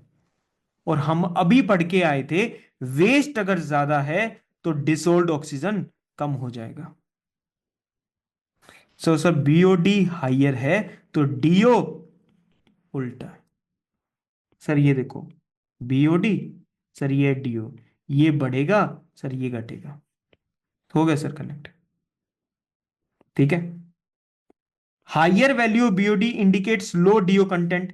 Since BOD is limited to biodegradable materials, it is not reliable of measuring। ठीक है भाई, बीओडी क्या है? हम इससे, अरे अभी तो बात की थी हमने, क्या बात की थी सर? अभी तो आपने बोला था कि वाटर पोल्यूशन को इससे मेजर कर देंगे। बिल्कुल कर लेंगे मेजर, लेकिन ये रिलायबल मेजर नहीं है। अच्छा सर, इस बात को फोकस करने की वजह से आपने ये बात बताई थी, ठीक, अब याद रहेगा। सर ये रिलायबल मेजर क्यों नहीं है? क्योंकि सर जो वेस्ट प्रोडक्ट है वो ऑर्गेनिक, इनऑर्गेनिक वगैरह कुछ भी हो सकता है, ठीक है सर। वो जो वेस्ट प्रोडक्ट है सर, वो वेस्ट प्रोडक्ट बायोडिग्रेडेबल भी हो सकता है, यानी वो डिग्रेड किया जाएगा माइक्रो ऑर्गेनिजम्स के थ्रू, है ना? कर कर सकता है ना? ये बीओडी किस चीज को शो कर रहा है कि कितने माइक्रो ऑर्गेनिज्म की कितनी बाय ऑक्सीजन की डिमांड है इस पूरे के पूरे वेस्ट को डिकम्पोज करने के लिए। लेकिन मुझे एक बात बताओ, ये बैक्टीरिया सिर्फ उसी तो वेस्ट को कर सकते हैं जो बायोडिग्रेडेबल होगा, लेकिन अगर मैंने इस लेक के अंदर प्लास्टिक डाल दिया तो क्या ये बैक्टीरिया कुछ कर पाएंगे? बीओडी तो सिर्फ इतने की खबर देगा ना, हाँ, इसकी तो नहीं बता पाएगा ना, हाँ। तो अगर इसकी नहीं बता पाएगा तो क्या हम बीओडी को एक रिलायबल मेथड मान सकते हैं वाटर पोल्यूशन का? नहीं सर। सर प्लास्टिक कितने, सर अगर हम लेक में, इसका मतलब आप ये कहना चाहते हो कि अगर हम लेक में बहुत सारा ऐसे प्लास्टिक डाल देंगे तो उससे बीओडी पर कोई असर नहीं पड़ेगा? आपकी बात बिल्कुल ठीक है, गलत बोली मैंने बात ये। अगर लेक के अंदर अगर हमने प्लास्टिक डाल दिया, बैक्टीरिया उसको खाएगा? नहीं। तो बैक्टीरिया की डिमांड बढ़ेगी? नहीं। तो प्लास्टिक डालने से बीओडी पर क्या कोई फर्क पड़ेगा? नहीं। अब तुम एक काम करो, एक मरा हुआ चूहा डाल दो उसके अंदर, तुमने घर में पकड़ा और उसको तुमने कहां डाल दिया? पानी के अंदर, ठीक है। अब इस डेड माउस को डिकम्पोज किया जाएगा तो ये क्या बोलेंगे? अरे हमको ऑक्सीजन की डिमांड है, तो बीओडी इंक्रीज हो जाएगा, डीओ कम हो जाएगा। बीओडी सिर्फ लिमिटेड इसलिए है बिकॉज वो बायोडिग्रेडेबल मटेरियल्स को ही मेंशन कर सकता है।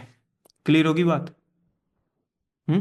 दोबारा पढ़ने की नौबत नहीं आनी चाहिए। वेस्ट और बायोडिग्रेडेबल वेस्ट दोनों सेम है? नहीं नहीं, वेस्ट दो प्रकार के हो सकते हैं ना, biodegradable and non biodegradable. Biodegradable, bio मतलब उसको लिविंग ऑर्गेनिजम्स डिग्रेड कर सकते हैं, डिकम्पोज कर सकते हैं। प्लास्टिक जैसी चीजें डिग्रेड नहीं हो सकती बायोलॉजिकल ऑर्गेनिजम्स के थ्रू, ठीक तो है। सर फर्स्ट लाइन में आपने ये क्यों लिखा है water pollution by organic waste is measured by BOD? Organic waste है ना, प्लास्टिक ऑर्गेनिक वेस्ट थोड़ी ना। अभी तुमने क्या वेस्ट से पहले ऑर्गेनिक वर्ड यूज करा था? हाँ। ओके, मेरे को लगा था कुछ करा था, फिर मैंने इग्नोर कर दिया, मैं कहा नहीं, इन्होंने सिर्फ वेस्ट और ये पूछा होगा। ऑर्गेनिक वेस्ट क्या है? प्लांट्स और एनिमल्स, और हम जानते हैं हर प्लांट और एनिमल बायोडिग्रेडेबल हो सकता है, यस और नो? तो yes, it is a part, organic waste are biodegradable, ठीक है। Chemical oxygen demand, sir BOD देख लिया, डीओ देख लिया, इन दोनों के बीच ना सर इनवर्स रिलेशनशिप है, यही है ना जैस, यही। सीओडी क्या है? It is slightly better mode to measure pollution. चिल्ला क्यों रहे? आराम से बताओ, इसके इससे बेटर है, बीओडी से बेटर सीओडी है, कैश ऑन डिलीवरी बेटर है, ठीक है। तो ठीक है, तो इसको कर देंगे। COD measure the amount of oxygen in parts per million required to oxidise organic यानी बायोडिग्रेडेबल, ठीक है सर। यही तो प्रीति पूछ रही थी, ऑर्गेनिक तो ऑर्गेनिक बायोडिग्रेडेबल होते हैं and non biodegradable, and non biodegradable ये क्या है कि चाहे बायोडिग्रेडेबल हो या नॉन बायोडिग्रेडेबल हो, इन दोनों को डिग्रेड करने के लिए जितनी क्या है अमाउंट ऑफ ऑक्सीजन रिक्वायर्ड होती है वो कौन बताएगा? सीओडी। अब मुझे एक क्वेश्चन का आंसर देना, बायोडिग्रेडेबल को डिकम्पोज करने के लिए एक ऑक्सीजन डिमांड होगी, उसको हम क्या बोलेंगे? बीओडी बोलेंगे सर उसको। बीओडी। और चाहे सर बायोडिग्रेडेबल हो या नॉन बायोडिग्रेडेबल हो, चाहे बायोडिग्रेडेबल हो या नॉन बायोडिग्रेडेबल हो, हर उसको डीकंपोज करने के लिए जो ऑक्सीजन की डिमांड होगी सर, वो कौन बताएगा? वो सीओडी बताएगा। सर सीओडी यूज कर लेते, बीओडी क्यों कर रहे हैं? वो दोनों बता रहा है। देखिए, किलोमीटर यूज कर लो, मीटर यूज कर लो, दोनों सेम ही तो बता रहे हैं। हाँ, okay. And oxidisable inorganic compounds in the water sample. अगर हमको सिर्फ ये पता कर, गायब होगी। अगर हमको सिर्फ ये पता करना है, क्या पता करना है भाई? अगर हमको सिर्फ ये पता करना है रिगार्डिंग द ऑर्गेनिक वेस्ट के रिगार्डिंग पता करना है, ठीक है, और वो भी बायोडिग्रेडेबल, ठीक है, तो हम किसको लेंगे? हम बीओडी को मेजर कर लेंगे। लेकिन हमको सभी के बारे में पता करना है, इनऑर्गेनिक कंपाउंड्स के बारे में भी और ऑर्गेनिक कंपाउंड्स के बारे में भी, तो हम किसको लेंगे? हम सीओडी को ले लेंगे। अलग अलग मेथड्स होते हैं ना किसी भी चीज को करने के। हाँ, सबके अपने एडवांटेजेस और डिसएडवांटेजेस होते हैं। क्या हम इतना डिटेल में जाएंगे? सर पेट्रोल वाली गाड़ी भी तो चल रही थी। हाँ, तो क्या हुआ? ठीक है, गॉट माय पॉइंट। हाँ, ठीक है। क्वेश्चन सोल्व हो जाएगा, पहले ये बताओ। सर वो तो क्वेश्चन बताएगा ना। हाँ, बात तुम्हारी ठीक है। Underground water pollution. अब बदल लो, टॉपिक बदल लो। नहीं मतलब तुम समझे नहीं, तुम समझे नहीं। एक ऐसे नॉर्मल मैं तुम्हें बातें बताता रहूं, प्लीज मेरी तुम बात विश्वास क्यों नहीं कर रहे हो कि तुम्हें वो चीजें याद नहीं होंगी? ठीक है, अभी तुम्हें थोड़ा बहुत किसी चीज का आइडिया लग चुका होगा। अच्छा, इस चीज के बारे में अगर क्वेश्चन तुम्हारे सामने आएगा तो तुम सोल्व करने की क्षमता रखते हो अभी बहुत अच्छे से। आई बात समझ में? ठीक है। Underground water pollution. चलो, अभी तक तो हम बात कर रहे थे सरफेस के वाटर पोल्यूशन की। Now underground. In India many places underground हो रहा है, पोल्यूटेंट्स हैं। पोल्यूटेंट्स कैसे कैसे अंडरग्राउंड में? Fluoride, uranium, heavy metal, nutrients like nitrates, phosphates, they are very common in India. These are the pollutants of underground water pollution. आप इन नाम को एक बार देख लो। Fluorides, uranium, heavy metals. कैसे मेटल्स? कैसे मेटल्स? Heavy metals. उसके बाद कुछ न्यूट्रिएंट्स होते हैं लाइक नाइट्रेट्स, फॉस्फेट्स। ये भी क्या है? वाटर पॉल्यूशन को इंक्रीज कर देंगे। ठीक है, चलो देखते हैं। सर नाइट्रेट से शुरू करें, ये न्यूट्रिएंट्स है ना, ठीक है। Nitrates, dissolved nitrates commonly contaminate ground water.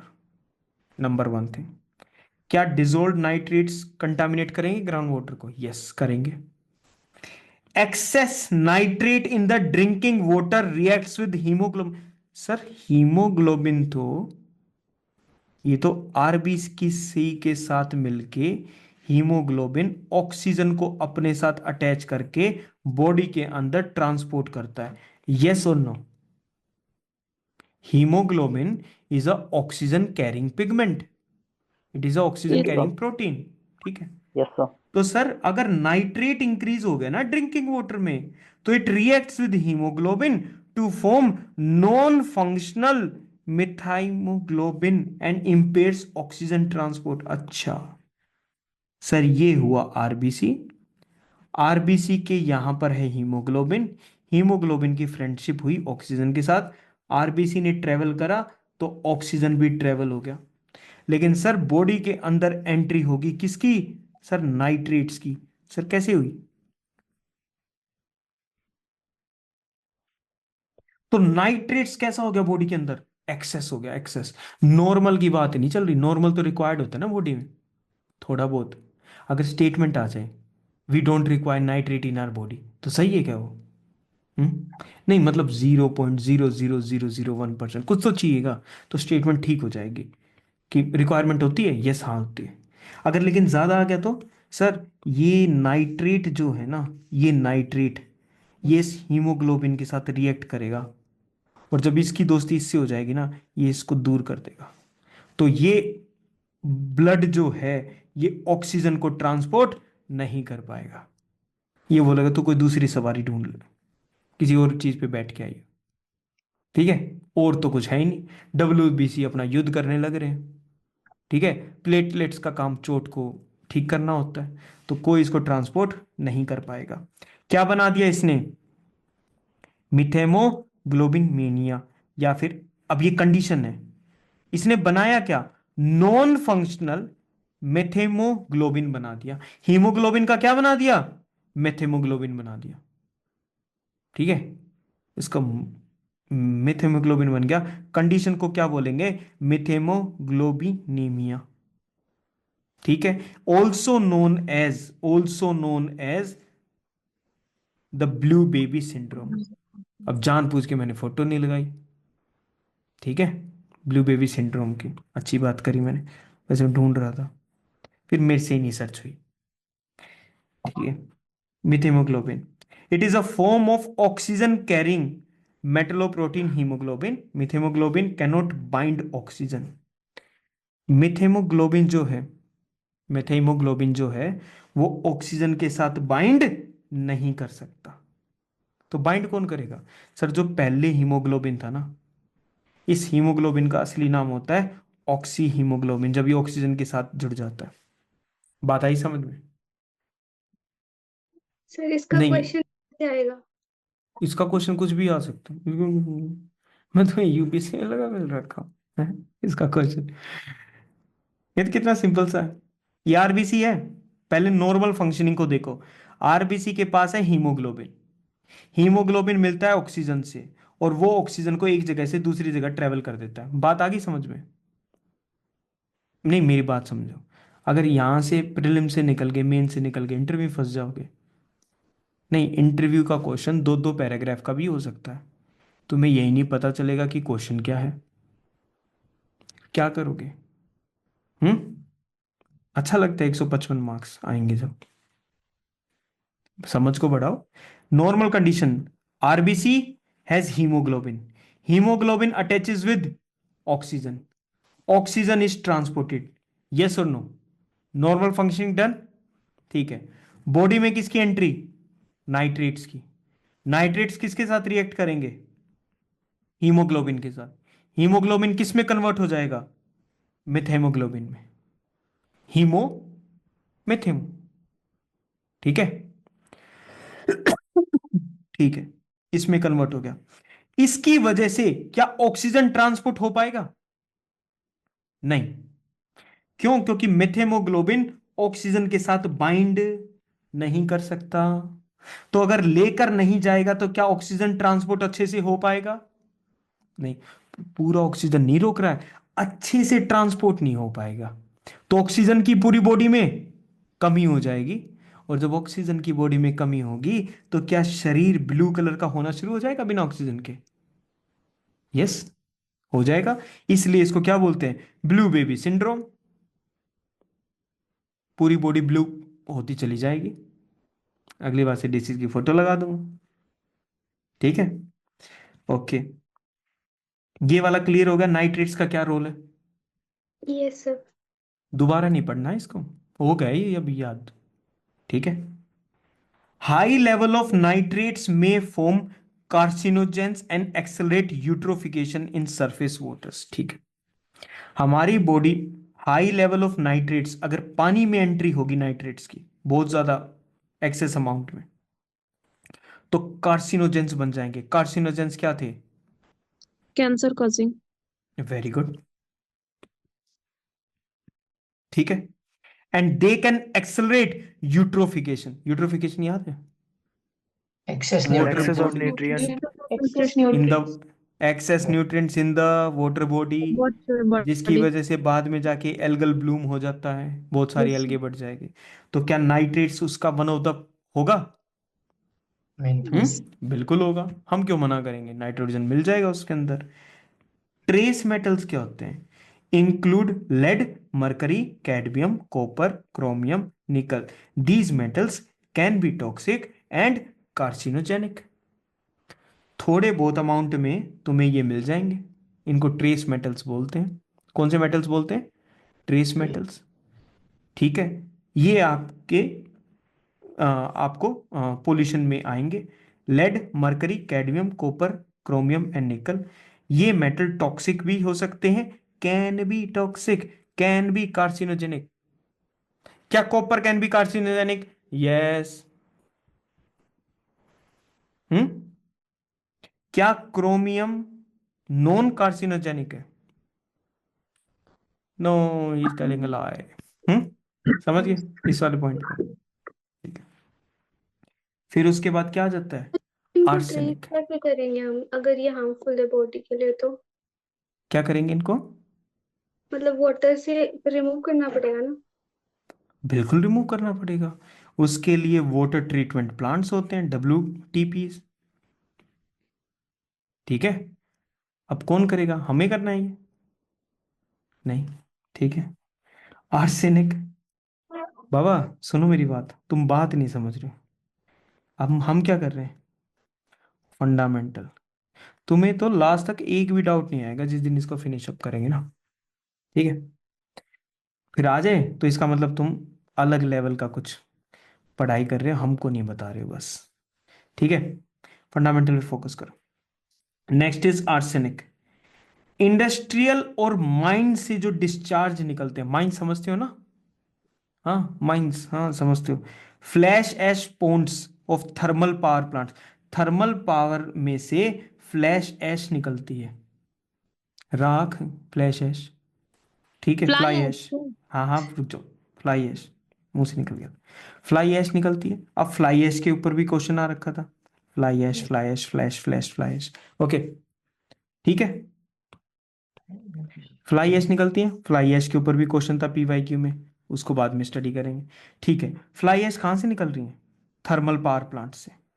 कहाँ से निकल रही है? थर्मल पावर प्लांट से। Can lead to arsenic in ground water. मतलब industries, mine discharges, thermal power plant से आर्सेनिक जो है वो ग्राउंड वाटर में एंट्री लेता है।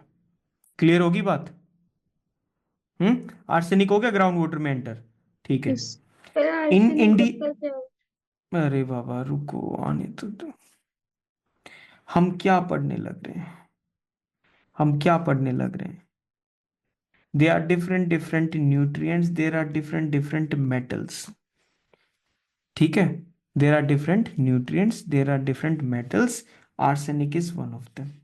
ठीक है, इन इंडिया एंड बांग्लादेश जो गैंजेस वाला डेल्टा है, millions of people are exposed to that groundwater which is containing high levels of arsenic. ठीक है, a highly toxic and a dangerous pollutant.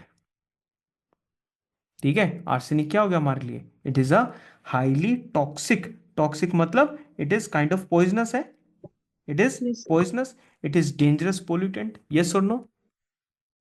Yes sir. ठीक है। Chronic exposure. क्रोनिक एक्सपोजर का, chronic का meaning होता है for a very long time. ठीक है, ठीक है, क्लियर हो गया? Chronic exposure to arsenic causing black foot disease, it causes diarrhoea, lung, skin cancer. Sir ये कैंसर कैसे हो गए? क्योंकि कार्सिनोजेनिक होगा ना, हो गए होंगे। Can it cause skin cancer? Yes. ठीक है, can it cause other cancers? Yes. Can it cause diarrhoea? Yes. It causes black foot disease. Black foot disease का एग्जांपल देखना, रुक जाओ मैं पिक्चर दिखाता हूँ, रहने सर वो देते गड्ढा मेरे पैर में हैं। भाई। सर वो क्या? होल सर पैर में। अरे मेरा डिनर रखा है and I intend to have it today. ठीक है, ओके। ना ब्लू बेबी सिंड्रोम, ना black foot diseases. Black foot diseases तुम याद रखोगे, ये किस पोल्यूटेंट की वजह से हो रहा है? It is caused by which arsenic pollutant? की वजह से। आर्सेनिक की वजह से। फ्लोराइड पे आ जाते हैं। Access fluoride. प्रीति, फ्लोराइड क्या होता है? Sir it is a pollutant. पोल्यू, जय हो, ठीक है, तो excess fluoride in drinking water causes neuromuscular disorders, neuro nerves, muscular disorder, gastrointestinal problems, teeth deformity, hardening of bones, stiff and painful joints, जिसको हम पेनफुल जॉइंट्स को हम क्या बोलते हैं, स्केलेटल फ्लोरोसिस, स्केलेटल फ्लोरोसिस किसकी वजह से है, फ्लोराइड, फ्लोराइड इसकी वजह से है। तो ये वर्ड कुछ मैच कर रहा है, फ्लोराइड फ्लोरोसिस कर रहा है, इसको बस ऐसे कनेक्ट करके रखना है, पेनफुल जॉइंट्स, स्केलेटल फ्लोरोसिस किस वजह से हुआ, क्योंकि सर पानी के अंदर ना फ्लोराइड की मात्रा ज्यादा है, there is high amount of fluoride in the water. Nitrate अगर पानी में ज्यादा तो तुमको पता है ना क्या होता है, क्या ब्लू था, baby syndrome. Blue baby syndrome. ठीक है, अगर पानी के अंदर आर्सेनिक ज्यादा हो गया तो black foot. Black foot disease हो जाएगा। अब फ्लोराइड ज्यादा हो गया, skeletal. मैच हो जाएगा, हाँ Yes. ठीक है। जो बताया जा रहा है उसको लर्न कर लेना। पेपर में अगर मैंने तुम्हें बोला है तो काम रहना है, तो मतलब काम रहना है, तुम्हारा दिमाग किस वे में है उससे कोई फर्क नहीं पड़ता, मैंने तुम्हें बोला काम रहना है तो काम रहना है, ठीक है।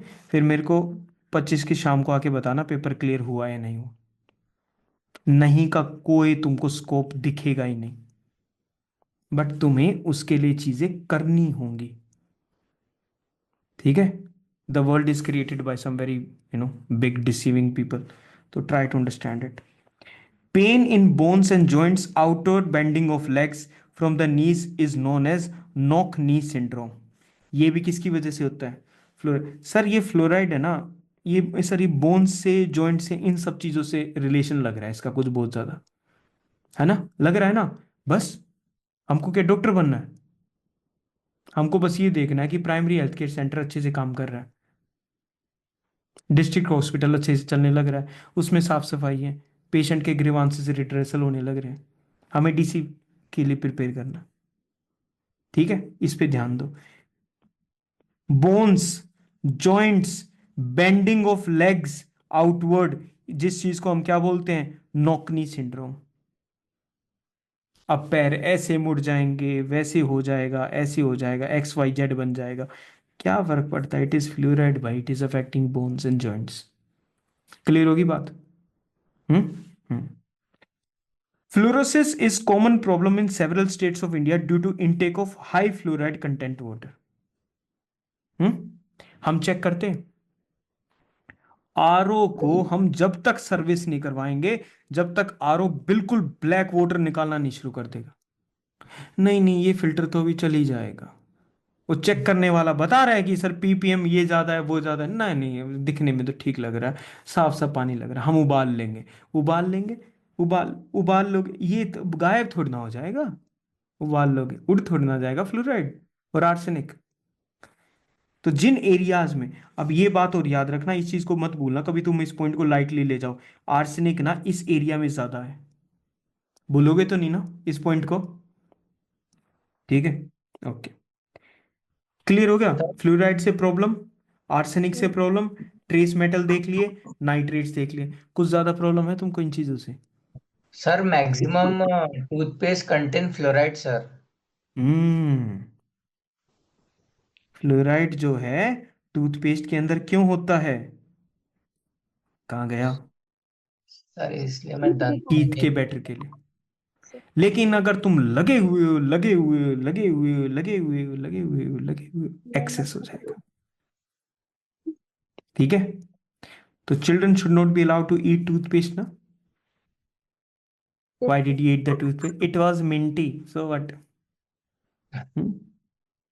तो एक्सेस अगर हो गया ना तो प्रॉब्लम हो जाएगी, अरे अति तो किसी भी चीज की हानि दे देता है, तो ये भी कर रहा है, तो yes it is related with teeth bones problems, this and that. Clear हो गया यहां तक, कोई डाउट No, तुमको याद रह जाएंगे जो हम चीजें डिस्कस कर रहे हैं, देख लेना।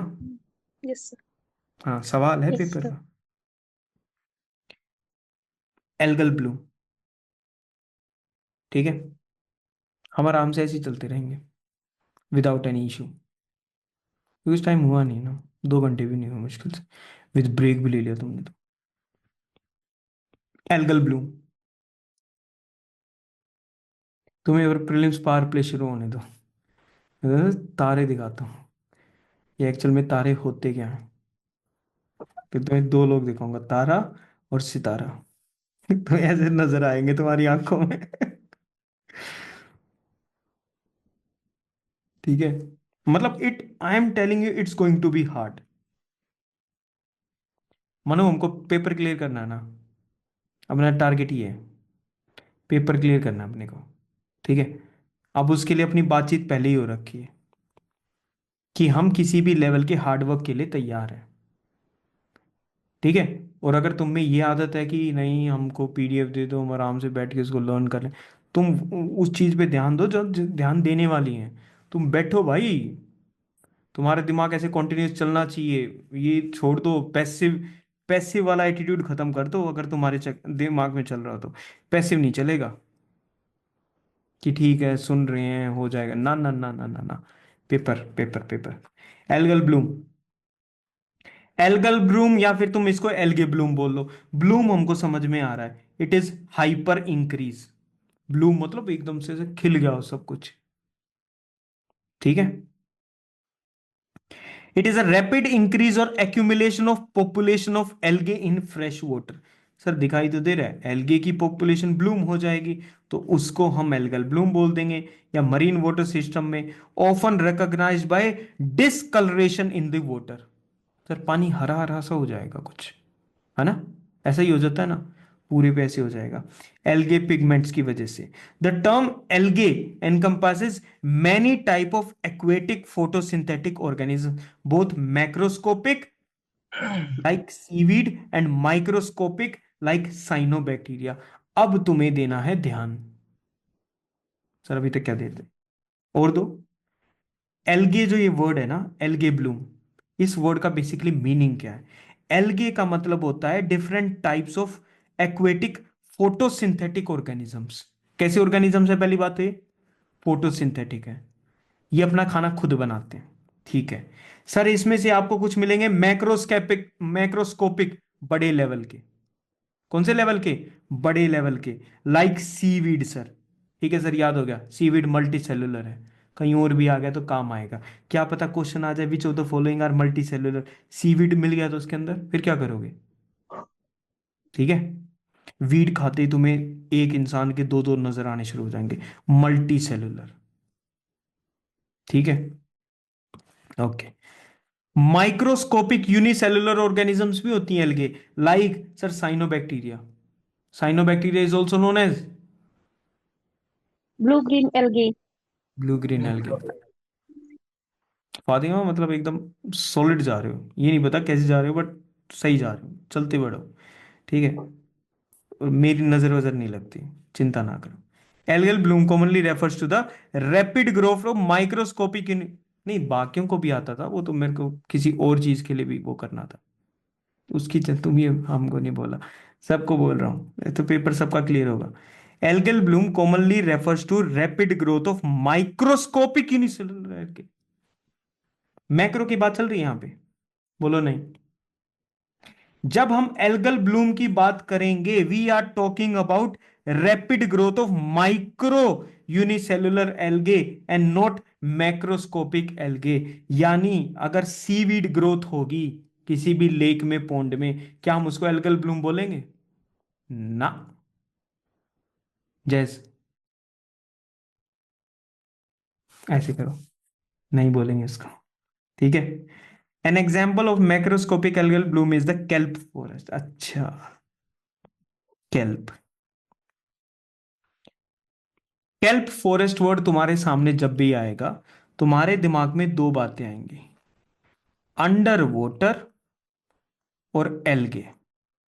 ऐसे करके तुम्हारे दिमाग में 2 चीजें आएंगी। केल्प मतलब under water algae. Kelp forest कैसे होंगी? सर ये एल्गे ग्रोथ होती है अंडर वाटर में, उसको केल्प फॉरेस्ट बोलते हैं। ठीक है, जैसे सर लैंड के ऊपर फॉरेस्ट होते हैं ना, नॉर्मल फॉरेस्ट होते हैं, प्लांट्स होते हैं, ट्रीज होते हैं, वैसे सर ओशन के अंदर ना केल्प फॉरेस्ट मिलेंगे आपको। ठीक है, थोड़ा सा बता दो, मैं उसमें ही खुश हूं। ठीक है, क्योंकि पता क्या हुआ, आराम से लक्ष्मीकांत पढ़नी थी। अब वो टीचर बोला कि तुम ये पता नहीं क्या क्या बोल दिया उसने। बहुत सारी छोटी छोटी बुक्स थी, क्या थी, सुभाष जी कश्यप ले लो, इसको पढ़ लो, तुम्हारी पॉलिटी और बेटर हो जाएगी। लक्ष्मीकांत पढ़ लो, फिर एक का नाम और लिया था, वो क्या है, डीडी बासु है क्या है ना, डीडी बासु ले लो, इसको और पढ़ लो, और बेटर हो जाओगे तो। अरे ये तो बता दे कि इसमें से मतलब थोड़ा बहुत बता दे ना, जिससे कि पेपर क्लियर हो जाए, वो बता दे बस। क्या ये कोई प्रोफेसर थोड़ी ना बन रहा है। Paper is not equal to becoming a high level intellectual or a person who is like encyclopedia। ठीक है, केल्प फॉरेस्ट किससे रिलेटेड है सर, पानी के अंदर है, एल्गे है, फॉरेस्ट की तरह सा होता है सर। Done, okay done. तो algal bloom, algal bloom sir related है माइक्रोस्कोपिक से, सर मैक्रो से रिलेटेड नहीं है, माइक्रो से रिलेटेड है। मैक्रो में सर कौन आता है, सर मैक्रो में सीवीड आती है। Algal blooms are result of nutrient. Sir ये ग्रो कैसे कर रही है इतनी ज्यादा, हाँ ये ग्रो कैसे कर रही है, because of nutrients like nitrogen and phosphorus from various sources. Sir ये नाइट्रोजन और फॉस्फोरस आया कहां से, आसपास जब आपने किसी भी फील्ड के अंदर फर्टिलाइजर डाला, खेत के अंदर, पानी के थ्रू, रन ऑफ के थ्रू आ जाएगा, एक्वेटिक सिस्टम एंटर हो जाएगा, जिसकी वजह से क्या हो जाएगा, एल्गे। एलगी का ग्रुप। आपने फील्ड के अंदर क्या डाला, आपने फील्ड के अंदर डाला नाइट्रोजन, आपने फील्ड के अंदर डाला फॉस्फोरस। क्या यहां तक बात क्लियर होगी, ठीक है। An algal bloom affects the whole ecosystem, of course. Excessive तो मतलब अति तो हर चीज हानि कर देगा। ठीक है, ठीक सर, ये क्या है फिर, microscopic, microscopic algae like cyanobacteria जब रैपिड ग्रोथ करेगा, उसको एल्गल ब्लूम बोलेंगे, यस और no. Microscopic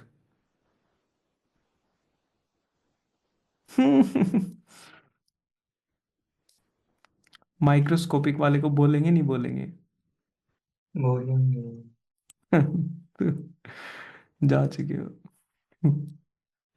harmful algal Bloom, blooms that injure animals or the ecology, especially those blooms where toxins are secreted by algae। अगर इस algae ने साथ साथ टॉक्सिन्स को रिलीज करना शुरू कर दिया, पॉइजनस केमिकल्स को रिलीज करना शुरू कर दिया, that will be known as harmful algal bloom. क्या एल्गे ब्लूम इकोसिस्टम पे इंपैक्ट डालेगा, आंसर इज यस। ज्यादा इंपैक्ट कौन डालेगा sir, it is the harmful algae Bloom.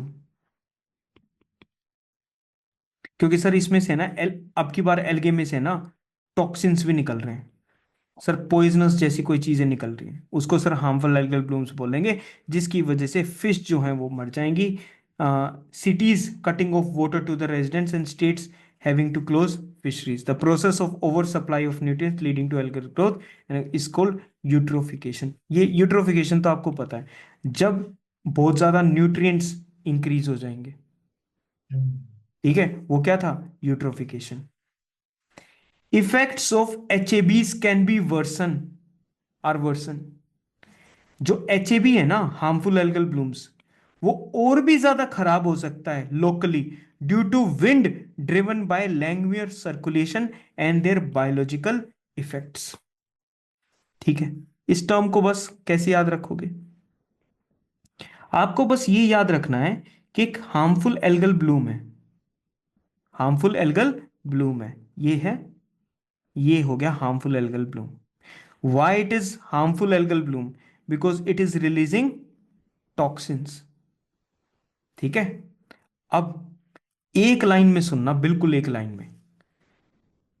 Continuous wind move कर रही है, सरफेस और उसके आसपास का वाटर उसके साथ साथ एंटी क्लॉकवाइज डायरेक्शन में मूव घूमना शुरू कर देता है, सर्कुलेट करना शुरू कर देता है। This type of circulation is known as Langmuir circulation. क्यों? क्योंकि इससे जो ये टॉक्सिन्स है ना, ये क्या हो जाएंगे? डिस्ट्रीब्यूट हो जाएंगे। बात क्लियर होगी? बस, है ही नहीं कुछ। बताओ क्या है? कुछ भी नहीं है। बस हमको ये टर्म थोड़ा सा ध्यान में रखना। आ गया तो मैं एक बात मान के चल रहा हूं, और वो बात पता है क्या? Let's try to wrap it up. वो बात सिंपल सी ये है कि जो इजी क्वेश्चंस होंगे उनको सब करेंगे, यस और नो? अगर किसी ने सिली मिस्टेक नहीं की तो जो मीडियम क्वेश्चंस होंगे उनको वो करेंगे जिनको कॉमन सेंस है और नॉलेज है। तुम ये भी करोगे, ये भी करोगे, और तुम ये भी करोगे। अब देता हूं एक एज। एज पता है क्या है? एज, एज है थोड़ा सा एक्स्ट्रा। 5-10 मार्क्स का हिसाब बना लो डिफिकल्ट नॉलेज को गेन करके। ठीक है? ये बचा लेगा, मैं तुमको बता रहा हूं। अगर यहां कहीं मिस्टेक होगी ना इस एरिया में, तो ये बचा लेगा। बस थोड़ा सा एक्स्ट्रा पढ़ना पड़ेगा। ठीक है? इतने के लिए तो मतलब कोई चीज को गारंटीड करना है तो ये तो हम कर ही सकते हैं। This we can do. यहां तक क्या बच गया? यूट्रोफिकेशन, विच इज ज्यादा न्यूट्रिएंट्स इकट्ठे हो जाएंगे, इसकी वजह से वाटर हायसिंथ के बारे में हमको पता है। बायोमैग्निफिकेशन एक बार पढ़ा था, ऐसे सा था। फिर इलेक्ट्रॉनिक वेस्ट क्या होता है इंडिया के अंदर, ग्रीन हाउस गैसेस क्या हैं, global warming, carbon dioxide, methane वगैरह, ये सब चीज़ें अलग अलग गैसेस को देख लेंगे। ओजोन पे कैसे इम्पैक्ट होने लग रहा है। ठीक है? मॉन्ट्रियल प्रोटोकॉल क्या होते हैं? Where is Montreal located? Canada. Canada, very good. उसके बाद किगाली एक अमेंडमेंट या Kigali amendment, whatever the Kigali कहाँ पर लोकेटेड है? लेक विक्टोरिया के आसपास की 3 countries. Rwanda. Very good. Kigali is Tanzania. Rwanda. Kigali is Rwanda. ठीक है? ओके। ओजोन लेयर को कैसे कोज होता है, ये सब चीज़ों के बारे में डिस्कस करेंगे। And this is where we will end our things. ठीक है? तो यूट्रोफिकेशन के बाद वाला अभी हमारा एरिया बचा हुआ है, जिसको हम आगे कंटिन्यू करेंगे। ठीक है? यहाँ तक, एल्गल ब्लूम तक आपको पॉइंट्स याद हो जाने चाहिए। हो जाएंगे सारे के सारे? Yes sir. देख, मैं गारंटी के साथ कह रहा हूं तुमको, प्रीलिम्स की भी और मेंस के एसए की और जीएस के पेपर्स की, लेकिन रिक्वायरमेंट सिर्फ एक, रिक्वायरमेंट सिर्फ, और इनकी इतनी ज्यादा प्रिपरेशन की अगर इस बार अगर ऑप्शनल भी अगर खराब चला गया ना, तो भी ये क्या करेंगे? बचा लेंगे। केनिया। 2 और बतानी है ना उसके साथ। ठीक है? क्या करेंगे? ऑप्शनल इसको सेव कर लेगा। किस चीज को सेव कर लेगा? पूरे के अगर ऑप्शनल खराब भी अगर आपका चला गया, if your optional is not going well, तो essay and the GS papers should do what? It should save your complete exam. Risk नहीं चाहिए बट अपने आप को किसी भी पर्टिकुलर इस चीज के रिगार्डिंग क्या चाहिए अपने को? रिस्क, रिस्क नहीं चाहिए बिल्कुल भी, हल्का फुल्का भी नहीं चाहिए। I think you have got the point.